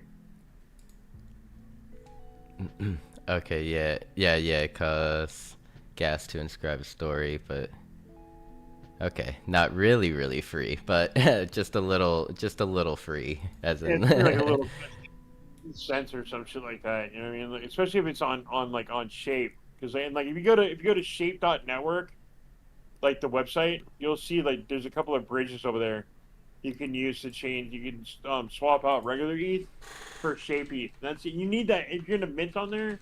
If you're gonna mint on the Shape network, you need a little bit of Shape. You know what I mean? Mm-hmm. Yeah, right here. There's It's the like bridge. minting on Tezos or on Base. It's just like it's another L2 blockchain. So if you do decide to do that and then create a piece of art in there, then you have to mint right there, yeah. And then up top is there's a bridge right there. I used the super bridge. It took like 2 seconds to like get like 0.1 ETH in my over. Mm-hmm. And then once you do that, then you stack with that right there. It's like mint your stack, and there's certain different things you can like, which cost next to nothing, like a few cents, and like you get all kinds of little things. Like it's like a little popularity contest bullshit. You know what I mean? Little clout. Let's go here. I think it would be this one from ETH Yeah, but then, to let's say Shape. Yeah, and then you use that to either buy stuff with Shape ETH, or you can mint your own pieces over there and like make money at it. You know what I mean? That kind of like same as usual any other blockchain. Okay, But that's it's cool. cool. I really like it. Yeah, it says right here, at least currently, $4.36 to network fee. That would, I'm guessing that would be to bridge, which I mean totally Bridge. beats the $15 bridging fee from other platforms. Right? Seriously, dude. It's fucking cool. It's I don't like even want to tell you how much gas I spent in the past. I have a friend named Cheddar Queso that she's just like had it with Ethereum. She's like, why would I pay $15 to bridge $20 worth of ETH? Yeah, that's a good question. I just send everything back to my Coinbase wallet Mm-hmm. and then bridge it over, then swap it there, and then send it back to my MetaMask. Uh-huh. Yeah. I do that with like what I did with like if I would have been smart, I would have just taken like a bunch of my ETH and like sent it over to Base Mm-hmm. and swapped it for Base on Coinbase, and then sent it back over to Shape and paid for Base through the swap from Base to Shape. But I swapped over like 0.1 ETH, so it was like it was like what like $300 or $400, something like that. It cost like $6 to bring it over. Not bad. Yeah. So, I guess moving on from Transient Labs. Yeah. Oh. Well, we skipped over one thing though, the Little Bots collection, Let's go. which is important here at Decentraland, because like I can't believe I forgot that. Yeah, I definitely was not going to end the show without the Little Bots collection, because I have one that I'm just absolutely obsessed with that I currently can't afford, but you know I will get the funds there. This Bit Kitty. Which one? The Bit Kitty or Bite Kitty, sorry. Oh yeah. Yep. Yeah, that's There's some cute ones, dude. They're inexpensive. They're 0.01. Mm-hmm. Yep, I am definitely eyeballing the Bite Kitty. What Oh, could that one. what Yeah. what could you tell us about the collection of the uh, little bots? 80s by I was dicking around in Midjourney one day, and I came across this prompt. Like I was mixing up different prompts, and I did like 8 of these things, and I like 2 of them were like just like the ones that are up there up top, in the banner, um, the 2 that are up to the other side, each side of the banner, all the way up top, or the first 2 it was a girl one and a boy one, and I threw them up on Twitter, and I was like, I don't really usually do cute, but these are kind of adorable. Yeah, those ones, the one with the not with the one that's a little bit in the middle, but the ones on the flank the other side. Yep. Yep, So I the took white those one 2, and black. that girl one, and I threw them up top, and or I threw them up on Twitter, and Ed from Super Chief Gallery slid into my DMs like 5 minutes after I posted them, and he was like, "What are you doing with these little characters?" And I was like, "I don't know. Why?" I was like, "Is this really Ed?" Because I was like, "Dude, it's just like that was like February 18th of this year, and like just 48 days before that, I'd written down on a piece of paper my manifestation for New Year's is to do a show with Super Cheap Gallery. And I wrote it on a piece of paper in my shit ass handwriting, and I threw it in my safe with the seed phrases, and I locked it up. And I was like, there. I'm not doing any um New Year's resolutions, none of that shit. You know what I mean? Mhm. I'm doing this the only manifestation I have for New Year's. Right? And um then and it like what 48 days later he's like citing my DMs, asking me to show with him, doing a collection with him, and I'm like, sure. And it took us like about till June 12th is when we dropped it, but I worked on them for like 3 months. I made like probably, I don't even know how many of these freaking things, dude. There's so many. There's thousands, like there are 2 or 3 thousand of them. They're nuts. Like I had to whittle it down to the best 333. That must have been hard from thousands. It's really hard. I mean, like that took like the half a month one time, like the 2 weeks. But yeah, so and then all the ones that have been collected and pied, I actually have already turned them all into 3D models from 2D to 3D. Mm-hmm. Some of them work. About 90% of them, about 85% of them work for 3D and riggable. The other 15% needs some restructuring to get them to rig right, and that just means like throwing them into either in Photoshop and like restructuring like the way that their arms, legs are, and way they're facing the camera, Mm-hmm. and then redoing it like that, and then putting it in 2D to 3D, Mm-hmm. and that'll make them work. Mhm. But it's still a little bit of extra work. It's not a big deal. You know what I mean? Yeah. But then also, one of the people that I have creative thing with, Tripo.3D, upscaled their version to 1.1.8, and like, oh, dude, it's so much better. It's just like so badass. So I have to go back now. I want to go back and like redo all the 70, 80 of them that have been bought. Like I want to redo them again. You've been You know what I mean? inspired. Yeah, but like I just finding the time to do that, Yeah. and then also like rigging them for like all the different metaverses and stuff, and then like Mm-hmm. making those like unlockable content or putting them on a different contract, or trying to figure out if there's some way that we could like take this contract that's on base and turn it into a 1761 on transient, and then I could just automatically just airdrop 3D versions into like into their wallets. Mm-hmm. If that's, I don't know if that's possible or not. I'm gonna talk to Daniel about it, but I'm down to do it. You know what I mean? Like, Yeah. because I want people to be happy. I never made any promises that anybody would get any 3D ones. I just did it because I wanted to do it and it sounded fun, Mm-hmm. and it was a good way to learn. You know what I mean? Because the future is in video and 3D, and the combination of the two. Yeah, under promising and over delivering. That's the best way to operate in Web3. I'm seeing like in the description that possibly in the future or maybe even now that there are going to be some AR filters with 3D Yeah. figures for you to Yeah. use on your phone. Have Yep. you sat down and kind of thought about which AR programs you will do this on? Like, you know, examples Not being like yet. Lens, like for Lens would be for the Snapchat filters or Right. Yeah. I know which ones there are. I just haven't decided which one to do. it's When I hard. was thinking thinking about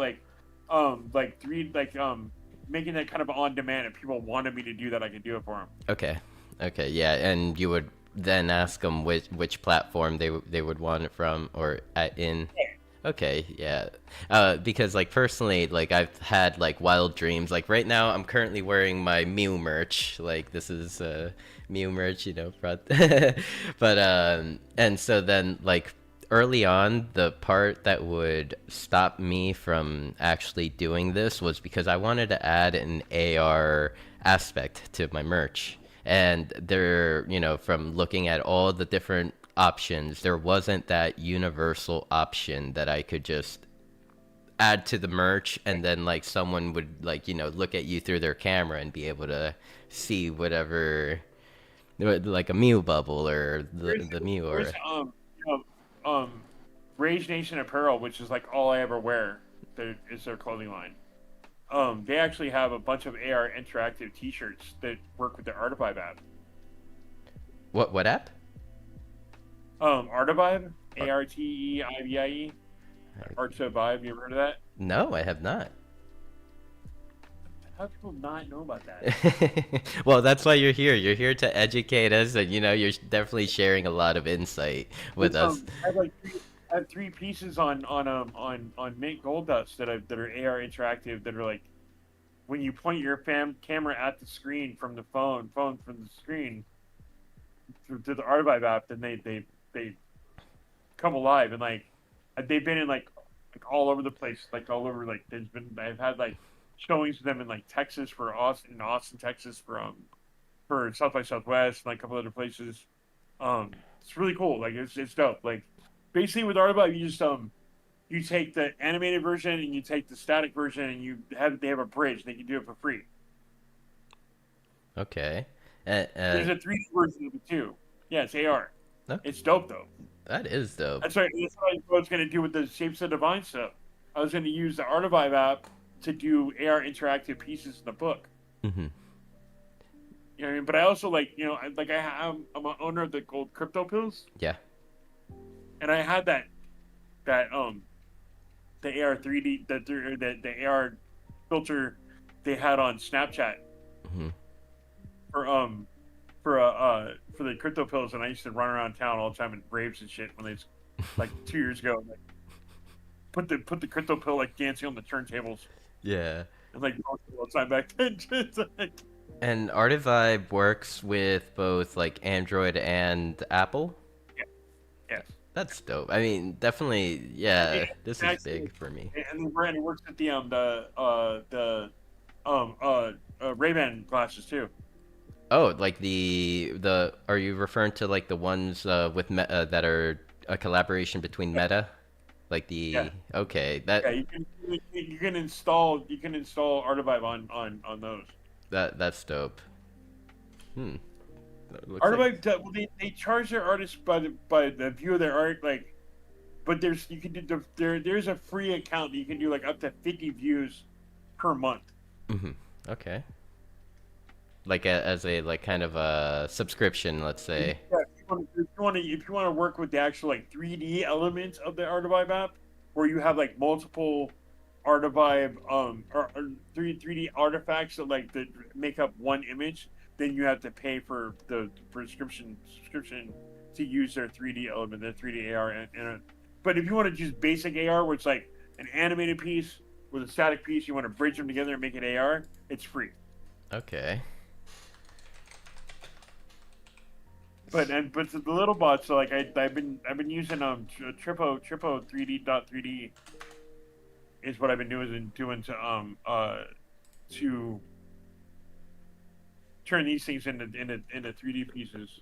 I think if you go onto my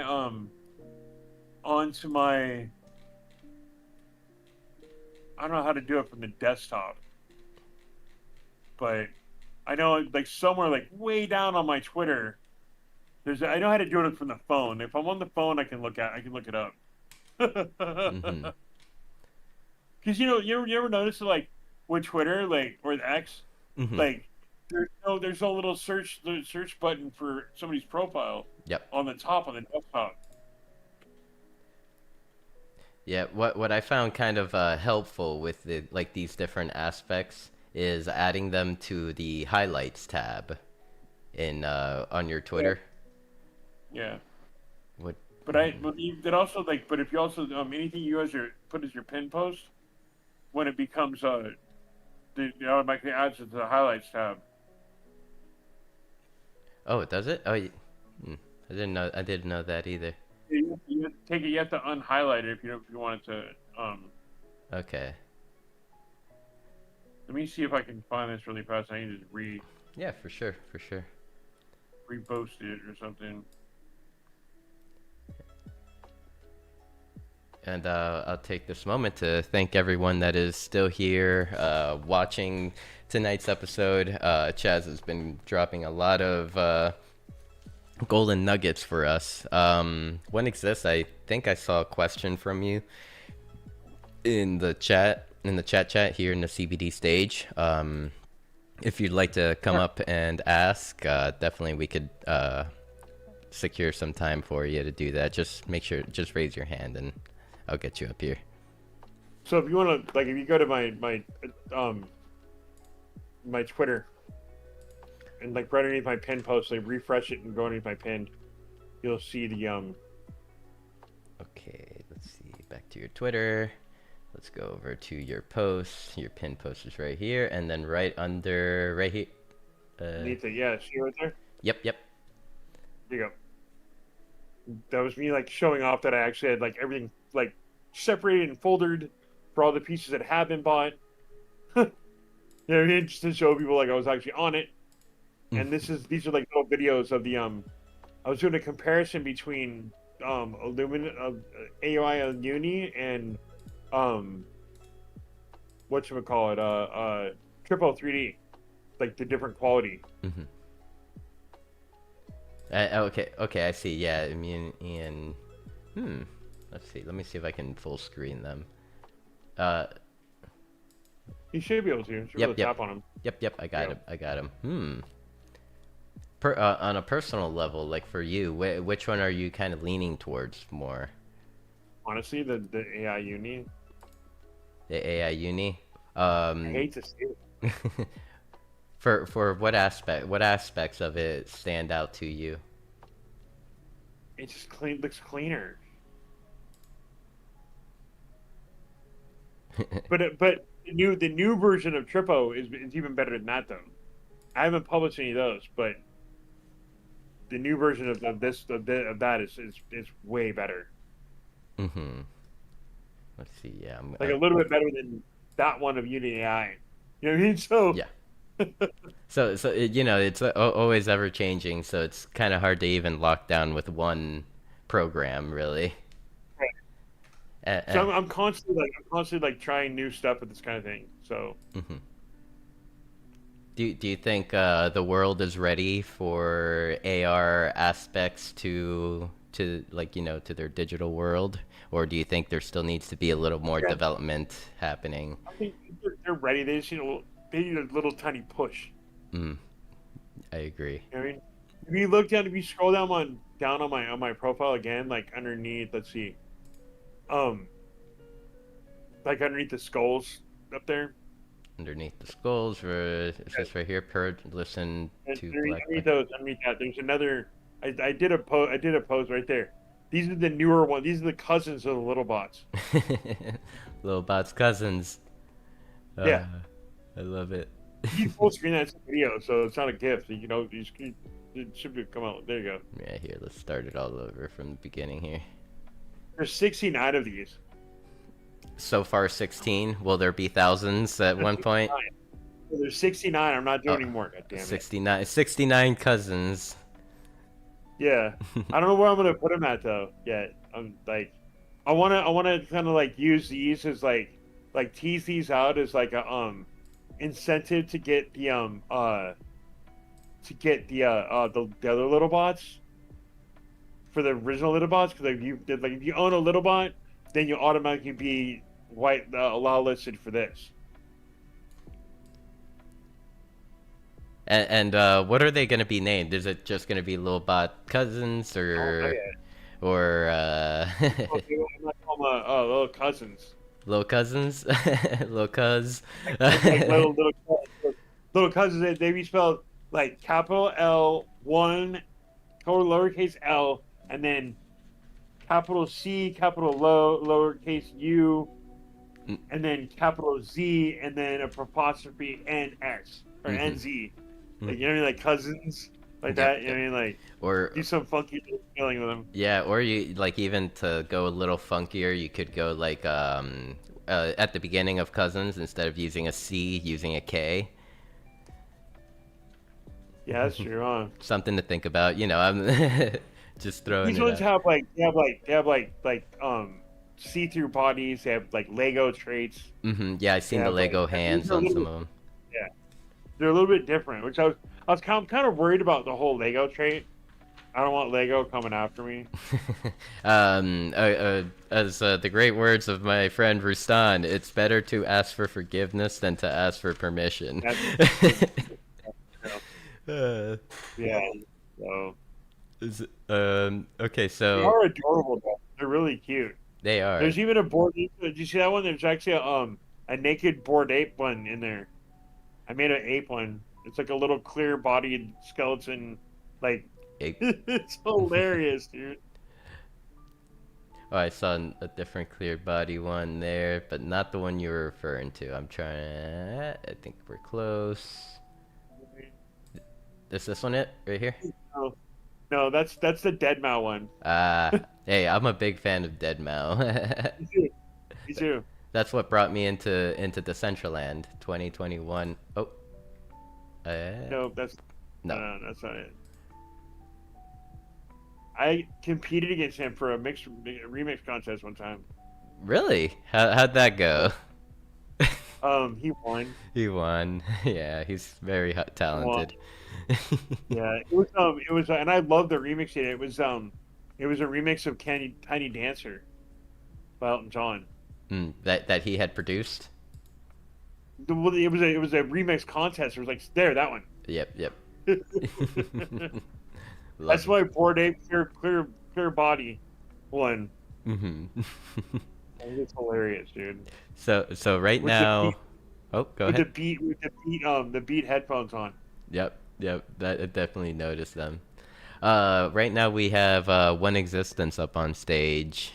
One Exist, how are you this evening? Hey, I'm doing all right. Thank you.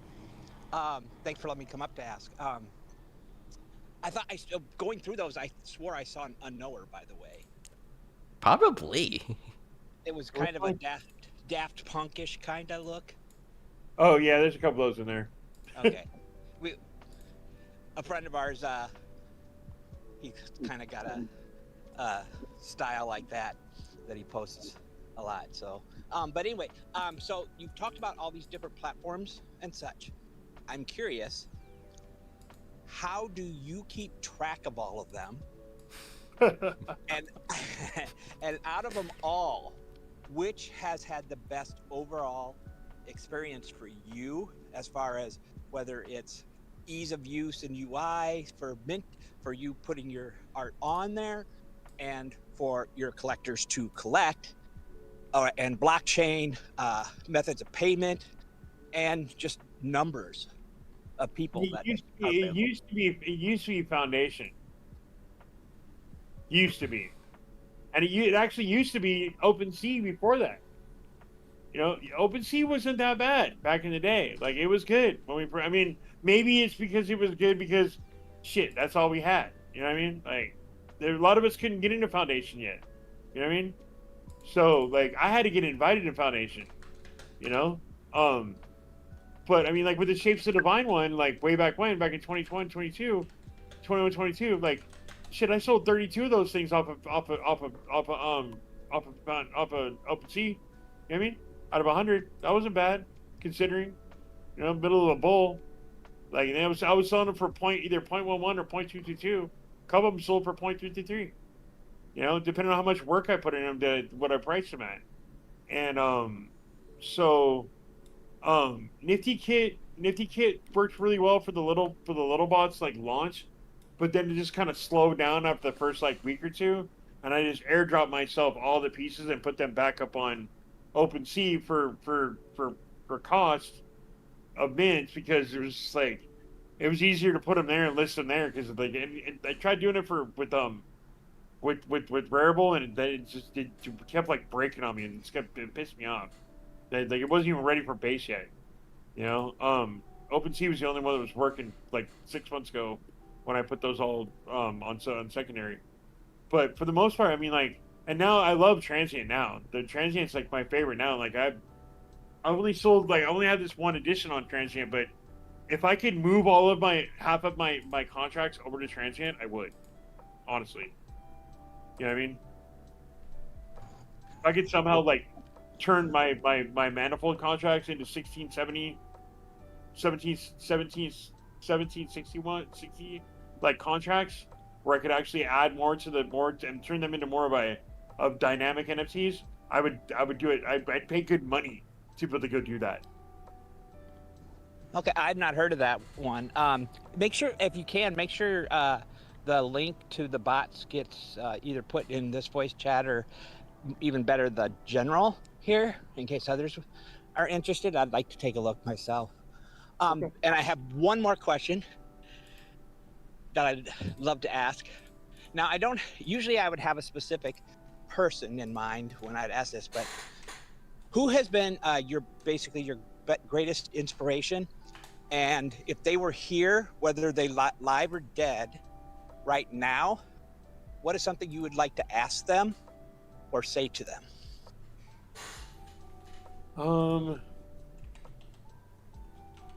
Probably like, I mean, there's the I put the link, the direct link to the bots in the chat on here on Discord. But live or dead, what I've been like, if I could ever talk to my grandfather again, I'd probably want to like, I'd want to sit down and talk to him and be like, what's it like to be out there in the rest of the universe? Because I know that there's something else after that. You know, whether it's where an energy that returns back to like a larger body of like energetic, like that some people might call God, some people might call Buddha. I think that there's some sort of universal energy out there that like exists like a hive mind kind of thing. And I think that we come from that, and then we at some point in like on our evolutions, I think that we return to that. And he and I used to have conversations about this. Like, he used to tell me like, this is my last lifetime. Like, I know this. I know he used to tell me like, I know that I've lived like half a dozen times before this, but I know that like when I die this time, I'm returning to whatever is out there that I consider to call God, and like I'm returning back to that because I've learned everything that I need to learn on all these past lifetimes, and I became the teacher at this last lifetime. And when it's time for me to go, I know this is my last one. You know, and he and I kind of like had a long conversation about that many times. Like, so he definitely would be the person to like, that he was always been my biggest inspiration. He's the one that really like, he gave my first camera, and he first gave and taught me how to do art, and like how to think for myself as a free willed person, like underneath the like, you know, I just admire him so much. Like and I miss him. There's so much more that I would want to say to him. So definitely be him. As for artists, like Dolly, dude, I just want to have dinner with Dolly. I want to sit down with like Salvador Dali. And like, as for a live artist, there's an artist by the name of what the hell? He does the I'm looking at the painting right now. I'm like, it's Gargoyles by oh my god, who does it? Why am I blanking on his freaking name? Gargoyles. Real. Don't think on it too hard. It'll pop in your mind as soon as we go off the subject, I bet. Yeah, right. Why am I playing it? I've been. It's funny because I've been to his like his gallery down in California. Well, there's the original one. His name is. Where is it? Where'd it go?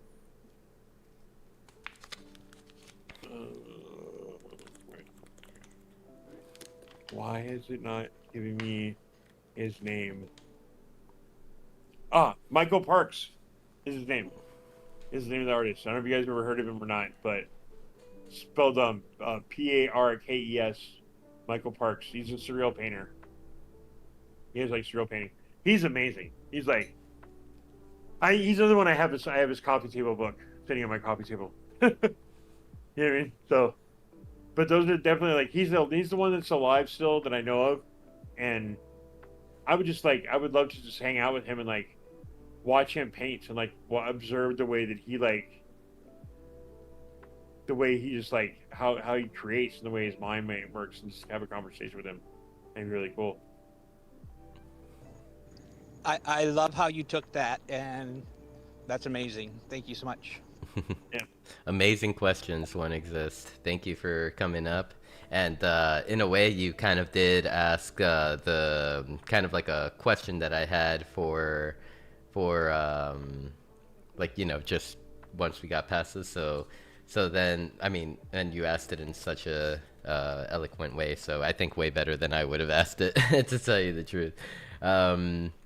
And what was I going to go into? So we are probably around maybe 2 hour mark, hour 45 mark in a show. I swear time flies when you're having fun. No. And I mean, it's been definitely incredible just listening to you speak about your journey, you know, listening to your insights and your advice. I guess like I am left with maybe one more philosophical question, which would be, as a 3D, or not 3D, but as an artist here operating within the Web3 space, it is hard out there. And just wanted to kind of ask if you ever feel like giving up, and if yes, what keeps you going? Yeah, it's funny you ask that because like there was one day last week that like when I first did this, because I haven't minted anything new in a really long time except for object, and I did this mint with this one, with the one that's on transient right now, and I didn't know that there was like glitchy shit going on. Like there's probably been a dozen, 2 dozen people that have tried to buy it and they weren't able to do it, and they just didn't say anything. You know, it was only until like 3 or 4 or 5 days later until people like started DMing me and they were like, "I've been trying to get your piece for like a week, bro, and here's what's going on," or like 5 days, what's going on, and like they sent me screenshots, and like then I started working with Transient and I started working with Shape, and like I made a complaint about like online, like I made a video of it and like what was going on, so I checked it from a different browser. But like the 3 days before that, when no sales was coming in, and like it just like it kind of like, because after all the work that I'd already put a bunch of work in this, and like Blondie didn't accept it for the Loom Studios thing, and I was like, okay, that's cool. That was she had like 100 people that freaking like, you know, like submitted for her open call, and I should have submitted it for more people's open calls for the Loom Studio thing. That was my bad, but like I was already feeling kind of buttered about that, and but I just like, and then when like no sales are coming, I was in a bad mood. I woke up one day with a headache, and I was like, dude, sometimes I just want to throw out the freaking towel and like walk away from wash my hands of all this shit. Like so tired of like trying to like stress out. Like I made a decision the other day, like no more additions after this one. Like stick to one-to-ones. That way if they sell, they sell, and it's not a big deal. But that whole hustle and grind of like having to like be out there with additions, and constantly having to refresh the new pin tweet every day, and like trying your best not to slide into people's DMs, trying not to slide into collectors' DMs. You know what I mean? Like, it's not easy doing that. It's like I want to slide into people's DMs, but I also like know there's been a lot of talk lately about like not doing that. So I'm like, I listen. That's one of the things that I actually like pay attention and I take notes. And like when I hear people saying don't do this, I don't do it. You know, so I don't know how many people that way, but like so I decided. So it's been like there's been times with like, but then like something else happened where like somebody nominated me as their like artist of the day and made a plaque for me. You know, and like wrote this whole thing about like my art and like where I come from and like and how much they admire me and all this kind of stuff, and like it just came at the right moment at the right time. Like I just was like I didn't realize like how bad I needed to hear it that day. You know, like I was literally about to throw in the towel, and somebody went off and did that without even knowing what I was feeling. They had no idea, and they're doing it for a bunch of artists on a daily basis, and I admire them for that. And I love that. I'm like, that's so cool. Like, I wish I had the attention span for me to like do that, where I could like feature another artist every single day and remember to do it. I can barely like remember to eat some days, much less have to like pay attention to do a daily thing. That's why I don't do. That's why I don't host spaces. You know what I mean? Because like I can't do anything on a regular like that. I'm way too ADHD, dude. Like, you know, like I know we didn't talk about it, but like a lot of people already know. But like I had brain surgery 17 years ago. I lost use of my right hand. I'm not left-handed at all, so I've learned how to like pivot and like do everything left-handed, and how to use a smaller keyboard with the Mac, and like I can use my index finger on my right hand to hold down the command or option buttons to do keyboard shortcuts. So I do everything like I'm a disabled artist. I hate using the word freaking disabled. I'm like, what happens when you take the dis off a disability? It becomes an ability.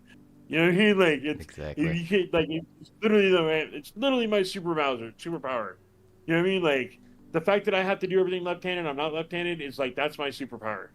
Mhm. And I'm proud of it. You know how far I've come. I had to learn how to walk, talk, speak, spell, add numbers, all that shit again. 17 years ago, like literally, like how to walk. Like, I was in a wheelchair for 4 months. You know, like the left hand side of my head got caved in with a hammer. Like it was brutal because I was being an asshole in my addiction. You know, like now I call my right hand that doesn't work that much. I call it the claw. He is a French asshole with a mind of his own. He's a claw. You know what I mean? Like I get to make fun of myself now. You know, and I get to like take everything with a grain of humor and a grain of salt, like, and just keep on rolling. And like I'm a survivor, and I like nothing can get in my way of being, you know, like some days I need like a reminder of like from an outside source of like, why am I still here? You know, it's always good to like give people ups and like compliments and check on people. Like I try to slide into people's DMs just to say, hey, how are you? As much as I possibly can. You know, collectors or people that have collected their art, you know what I mean? Or people that I know that have like mental health issues and stuff. Like I try to help as much as I possibly can. You know, some people pay me to be addiction counselor. 90% of the time, I don't ask for anything. It's like, if you need me, I'm here. You know? Like, my favorite song in the whole world is Interbloom by Rufus Del Sol. You know, and if you know that song, then you know the lyrics. And it's like if you need me, if you want me, like I'm right here. Like I'm not going anywhere. You know what I mean? And like I tell that to everybody in the community. I'm like, if you need anything, advice on anything, if you need to be like an empathetic ear, if you're having struggling with sobriety, like, or you just want to say hi, like, dude, like, you're feeling down, you can come to me, and I'll always try to do everything I can in my power to empower you. You know, so that's. And I just try to keep my eye on the, like my grandpa used to say, like, if you take your eyes off the goal, only obstacles are going to stand in your way. And sometimes I take my eyes off the goal. I'm guilty, you know what I mean? But I always I get back on the path as much as I possibly can, you know? I've always been creative, so I can't stop doing this. I don't know how to not do this, you know? That's beautiful. That was a long answer. No, but a long one, but a beautiful answer. And, you know, I really appreciate you sharing a little deeper into your story. And also, like, you know, kind of what I got out of it as well is, like, you know, that saying, like, don't take life too seriously because none of us really make it out alive. So Exactly. It's like what did Tim Morrison said? Like nobody gets out of here alive. Exactly. So, I really appreciate your answer to that. And it might even end up as a sound bite and hopefully, inspiring others in the future who listen to it. Hope it does. I, It's funny 'cause, like, I read that book by Jim Morrison. The nobody gets out of here alive. mhm. There's actually a book novel about that, and there's a whole like spoken word album by him that he does like all kinds of poetry on. It's really beautiful. I'm writing this down right here. I love books. As right here, today I received an Amazon package with 3 more books. So yeah, just as a little, and my room is just stacked and with full of books, and yeah, I have books even under like my like clothes that I like say I'm gonna wear later and then just forget. I literally have like my coffee table is like all coffee table books underneath it, and all of my favorite ones on top of the coffee table, and the shelf underneath it is like all my coffee table books. You know what I mean? It's like I literally only have a coffee table just to put books on, like, and sit. I actually get up in the morning and I have coffee, and I thumb through one of my coffee table books. That starts my day. Before I even jump on Twitter, before I jump on my phone, like, I pour myself a cup of coffee and I sit down and I look at art, and that starts my day. And then I turn on White Walls on the phone, on the app on the phone and TV through Apple TV, and throw art up there that I want to start my day with. And then throughout the day, like, flip through my collection of what I've collected on White Walls, and like and keep art on my TV on a slideshow all day long. Yeah, and you've probably mentioned it earlier in the episode, but I guess kind of as a reminder, what is your favorite coffee table book? What is your That's a go-to? It's probably like the try between the Theory Mugler one that I don't own anymore, that I need to get a copy of it, but every time I look at it online, it's like freaking $700. Oh my god. They're rare. I know. I'm like, and that one of the Cirque du Soleil ones. Okay. Nice. So here. That's still my dream, is to shoot Cirque du Soleil. I have yet to shoot photos for Cirque du Soleil, and they have them in here in Portland all the time. There's like a dedicated place for it here in Portland with like a big top and everything. That they come here all the freaking time. It's time to manifest this. Yeah, I just need to send the email, and they'll probably let me in with a camera. I actually just found out that one of my favorite old goth bands is playing on the 11th of this month up here in Portland. I was like, Sisters of Mercy is playing on the 11th and the 12th here. I don't know if you know who they are, but like, I was like, what? Might be the I was like, opportunity. no. I was supposed to shoot like tomorrow night. I was supposed to be at the Memorial Coliseum shooting for Love and Rockets and Jane's Addiction tomorrow night. Oh wow! And they canceled the tour. Oh, what a bummer. So, yeah. So But yeah. This is a Mercy at the Crystal Ballroom in Portland. Oh, dude. I'm like, I already sent an email over and a text over to my contact over there. I do all kinds of flyers and like poster design for those guys. So Letting them know. It'll happen. That'll happen. At least that show will happen. Yeah. You want to be there. Yeah, the 11th and the 12th, dude. If I could just shoot both nights, I'd be like, oh my god, I'd be so. Oh. I haven't done photos for Sisters of Mercy since the last time I saw them play at the Warfield in San Francisco in like 1987, dude. 1997. Wow. Wow. It's been a while. About. Yeah, it's like 30 years. Yeah. I was like, how are they touring? I thought they were dead. Well, it's like the same with like Metallica and stuff like that. Like they're still out there like touring, and I'm just like sitting here like, what? How does their vocalist still have the voice? I took photos of them in 2011 at the very first big show, the Big Four show in Indio, California. Was it like was it kind of like their comeback, or have they been like just touring the entire time? They still been touring. This is 2011. Okay. So it was the show, the Big Four with Slayer, Metallica, Anthrax, and Megadeth. Oh wow. Yeah, I did photos of that show. Sometimes I would really, like to take a look at some of your photos from your shows and stuff like that. I'm in the middle of building another website, so I'm gonna put a lot of that stuff on there Hmm. because I don't think that I have permission to mint that shit. I see. So I know I signed a contract back then, but God knows wherever happened to it, Hmm. my copy of it. So, and like I don't know anybody would have it on file. So Hmm. like I have to like contact the bands and like make sure it's okay to mint them or not. Like it's just stupid. Yeah, yeah. So that's definitely gonna put together like a little. If you look at you can actually see some of them right now. Um, let's see if I can find it. Let's see Wix. If I search for Wix and WIX and Chazz Gold, let's see if it pops up.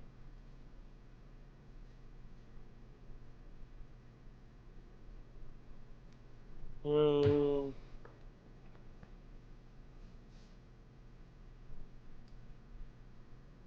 somewhere around here. Like I thought it would pop up, but maybe if I just put in.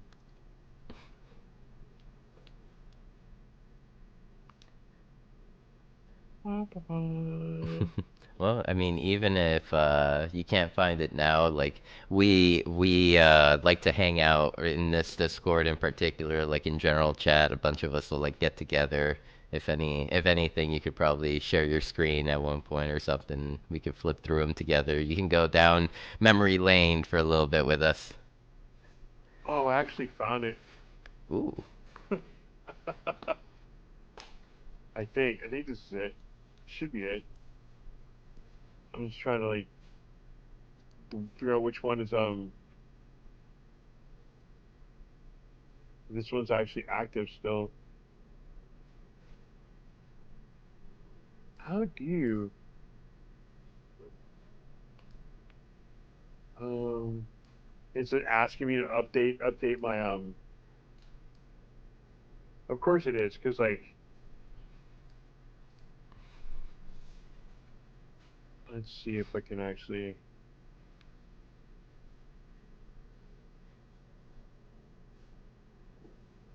oh what the heck, no, that's not it.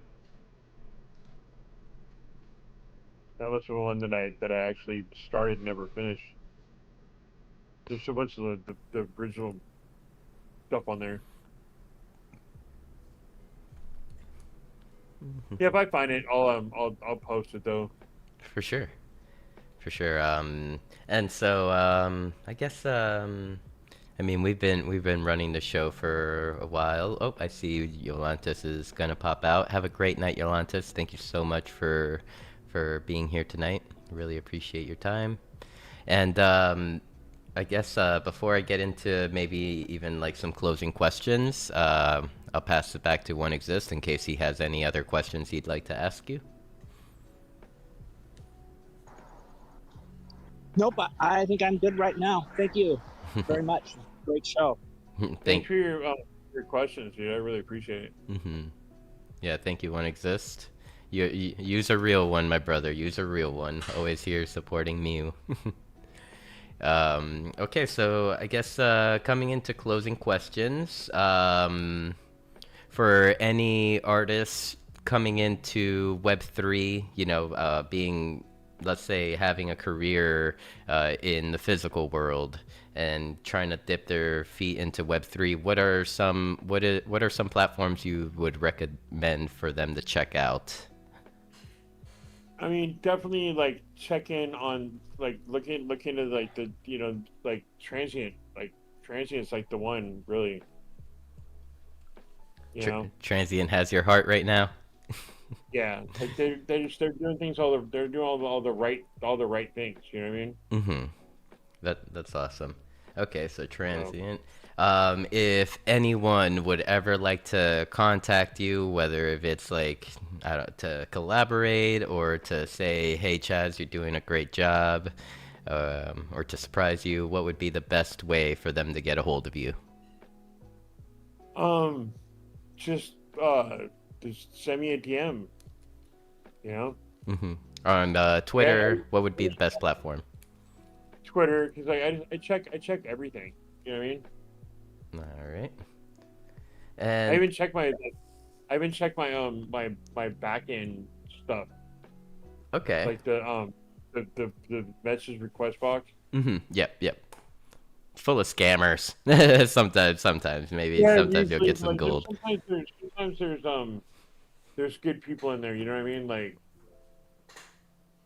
there might be somebody that just wants to collab or like has a question or you know. For sure. Okay, so, oh wow, this was a question that I had that I wanted to ask, but I mean during the show, but I definitely, it's never too late. Um, your your ex profile bio says DJ. Would you ever be open to performing at a Decentraland event? Me and Kanessa, just as a little alpha for anyone that's left over, we are possibly going to plan for maybe something around the Decentraland Music Festival. I need to get another I need to get another controller. Mhm. I don't have a controller anymore. I see, I I haven't see. played in a while. I want to get another one though. I was thinking about it yesterday. I've been listening to a lot of the Burning Man mixes. There's a guy on SoundCloud called Maloko Hmm. that literally scrapes the internet every year when he gets back from Burning Man, and he puts like every single DJ mix from Burning Man in one playlist for that year. Oh, that's sick. So he's diligently looking through like that entire list. There's literally like 700 mixes on there right now. So I've been pulling Damn. all my favorite ones out and like listening to them like when I'm not online, like Mhm. in spaces and like or when I'm in the car especially, and listen like is there like all the Robot Hearts on there like Group is Still Soul like dude like even the anime mix that like just like the Tuesday sunrise of Burning Man Mhm. anime the DJ the guy that's doing the dome at in Vegas on New Year's. Mhm. You know who anime is? ANYA. It's anime with a Y instead of it's ANYMA. Like anime, Eva is his name. But if you look him up uh on Super Rare, this Mhm. dude has been selling pieces of his own like 3D art that he also uses for projections in the backgrounds of all of his shows Mhm. for like 70 to 150 each a pop through and throughout the last 3 years. And I'm just like, you're my fucking hero. I love you. And he does art just like mine. And he's the most amazing DJ and artist and like he's like the jack of all trades, master of none. Like him and Three Mugler are my two highlight like producer like DJ like oh my god dude I love them. What's the? I found the website actually. I put it in the decentralized land Yep. Decentraland. Yep. I see it. I'm definitely gonna save Yeah. it here. That one actually has that has pictures of Metallica that I took on there. Ooh. Yeah. Is it okay if I post it in the stage chat right here? Yeah, totally. All Yeah. right. Just as a reminder for me later on. Yeah, there's a galleries in there, and if you go to galleries and galleries and bands or Mhm. bands or performers, Mhm. and like the first thing you see is Metallica pictures. Okay. Sounds good. I'm definitely gonna check it out. Chrono T did mention in World that if you're interested, of course, there are some cheaper controller options. One called Hercules Starlight for Yeah, Serrano. so I mean, yeah, Yep. yeah, yeah. There's that one, and there's I used to have the Pioneer, the two channel Pioneer. It's like they're like $150. They're inexpensive. Mhm. You know what I mean? I Yep. don't need anything fancy. I just need something I can sit in front of my computer with and play with. Yep, of You know what I mean? course. Yeah. I mean, if you end up getting a controller before like the end of November, because this would be like when we would try to host our event, you're definitely invited to come spin some tunes for us. Um, here's my there's actually a mix on this link right here. Um, that's my. Oh wait, that didn't. Yeah, that's the Please come photo. over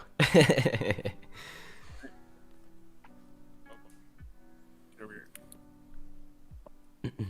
There we go. There we go. That on there. There's actually a mix that I did back in September of 2022. That's been 2 years. Jesus, Time to get back on the decks. holy freaking crap, man. So this the top mix on there is me live in spatial. Okay. Oh, nice, And nice. that picture. What's funny is that the image in there is like actually me. That's my. I'm like I'm DJing at the same time while I'm creating AI art. That's interesting. Definitely a lot of multitasking there. Yeah, yeah. Uh, you're, I was you like into the pandemic, man. you are one talented individual. Okay, so final question. Well, it's kind of more of a passing the mic back over to you. Any final words that you would like to leave our viewers with tonight? Um, just remember to like I always tell myself every day, like my little saying for my photography is like remember to capture the moments that exist in between the moments because sometimes those are the most important ones. And wow, that is beautiful and definitely the perfect way to end tonight's show. Chazz, you have been an exceptional guest tonight. You are an awesome human being. Thank you for, sitting here for the better part of 2 hours or 2.5 hours with me and just sharing your insights, sharing your experiences, and, allowing us to learn a little more about you and what makes you tick. It's been a pleasure. Yeah, thank you. Like, and I'll come back in too. Like, so after tomorrow, I actually have a meeting with Transient Labs to learn about their new like .fun thing on their website, like where you can take like your own art and like recreate art and make it in like all like kinds of cool. They're doing it. Yeah, I'll come back and show you guys how to do it when I learn tomorrow. Yes, please do. And also, like, if there's like any spaces that you are going to be featured in, or you want a little bit of support with, I am asking you to slide into my DMs and and share with me, please. I just want people to like. I opened that open edition that I have in my pen right now Mhm. because of all the glitchiness and all the bullshit with that, with the hardness of like having to like we're going through growing pains and new blockchain. So I decided that like I had it open for a week, but I decided to make it an open-ended one where like I can close it whenever I want before it closed. Mhm. So I switched it to that, so that way people can just go back whenever they want and get one. You know what I mean? So if people want one, I just like they like. I would love to see more people than just like having. There's only 11 right now, which I'm like, darn it. You know what I mean? I'm like, I know it's worth more than 11, dude. So I don't want to. I didn't want to close it with like without people getting like a chance to grab one. Of course, So, yeah. Don't close it before I get one. That's for sure. oh, oh, oh. I'm definitely on my way. Get like 10 of them in my own wallet and then just like put them on secondary for the same price as mints. Yeah. I mean, Yeah, could be a good So- idea. Like, I mean, definitely, it's like, yeah, once those in the secondary market are sold, there will be no more. Yep. Now So- I'm only going for a couple of weeks while I figure out the next move with Transgame, which is coming up soon. I have like 3 or 4 different things that I'm working on. And I'm like, I need to just decide which one I'm gonna do first. Mm-hmm, You know what I mean? create, Yeah. and always keep And get moving your- forward. Ones you can, you really use them in Decentraland, man. Yeah, I That's mean, gonna be awesome. Ye- Those that they 3D'd in there. yeah, there's definitely different routes you can take when it comes to integrating into Decentraland. So if you ever want to sit down and kind of have that conversation, my DMs are always open, and I'm always here in this Discord. Here trying to help, or you could even ask anyone in this Discord.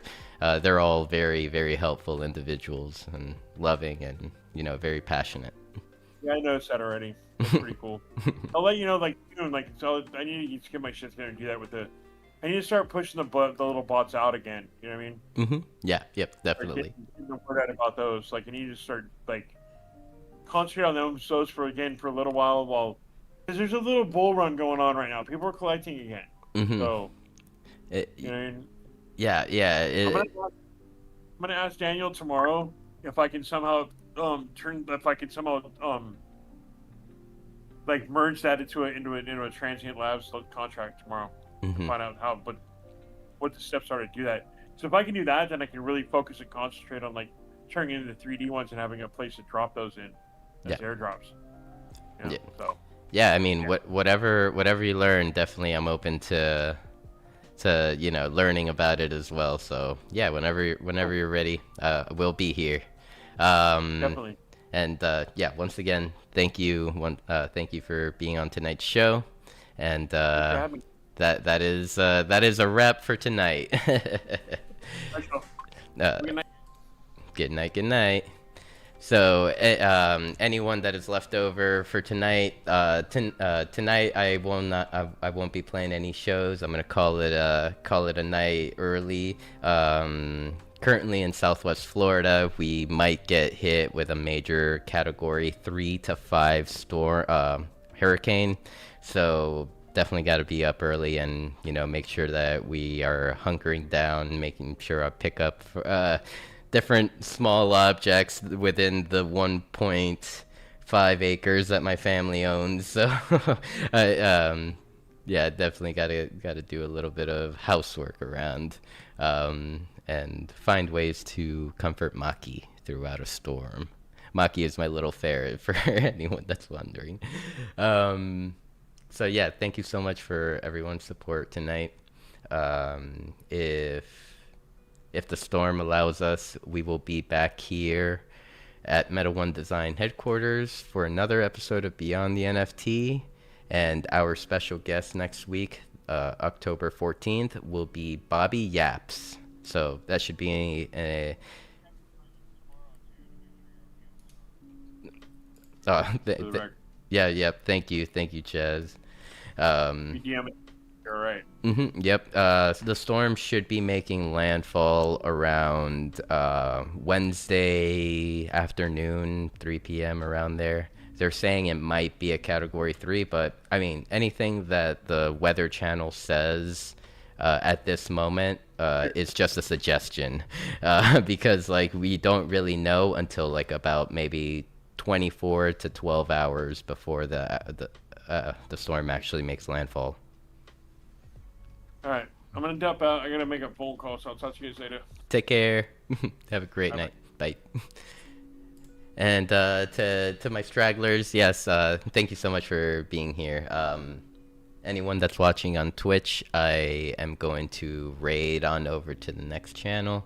Love you all, and once again, if circumstances allow, we will be back here next week with an episode with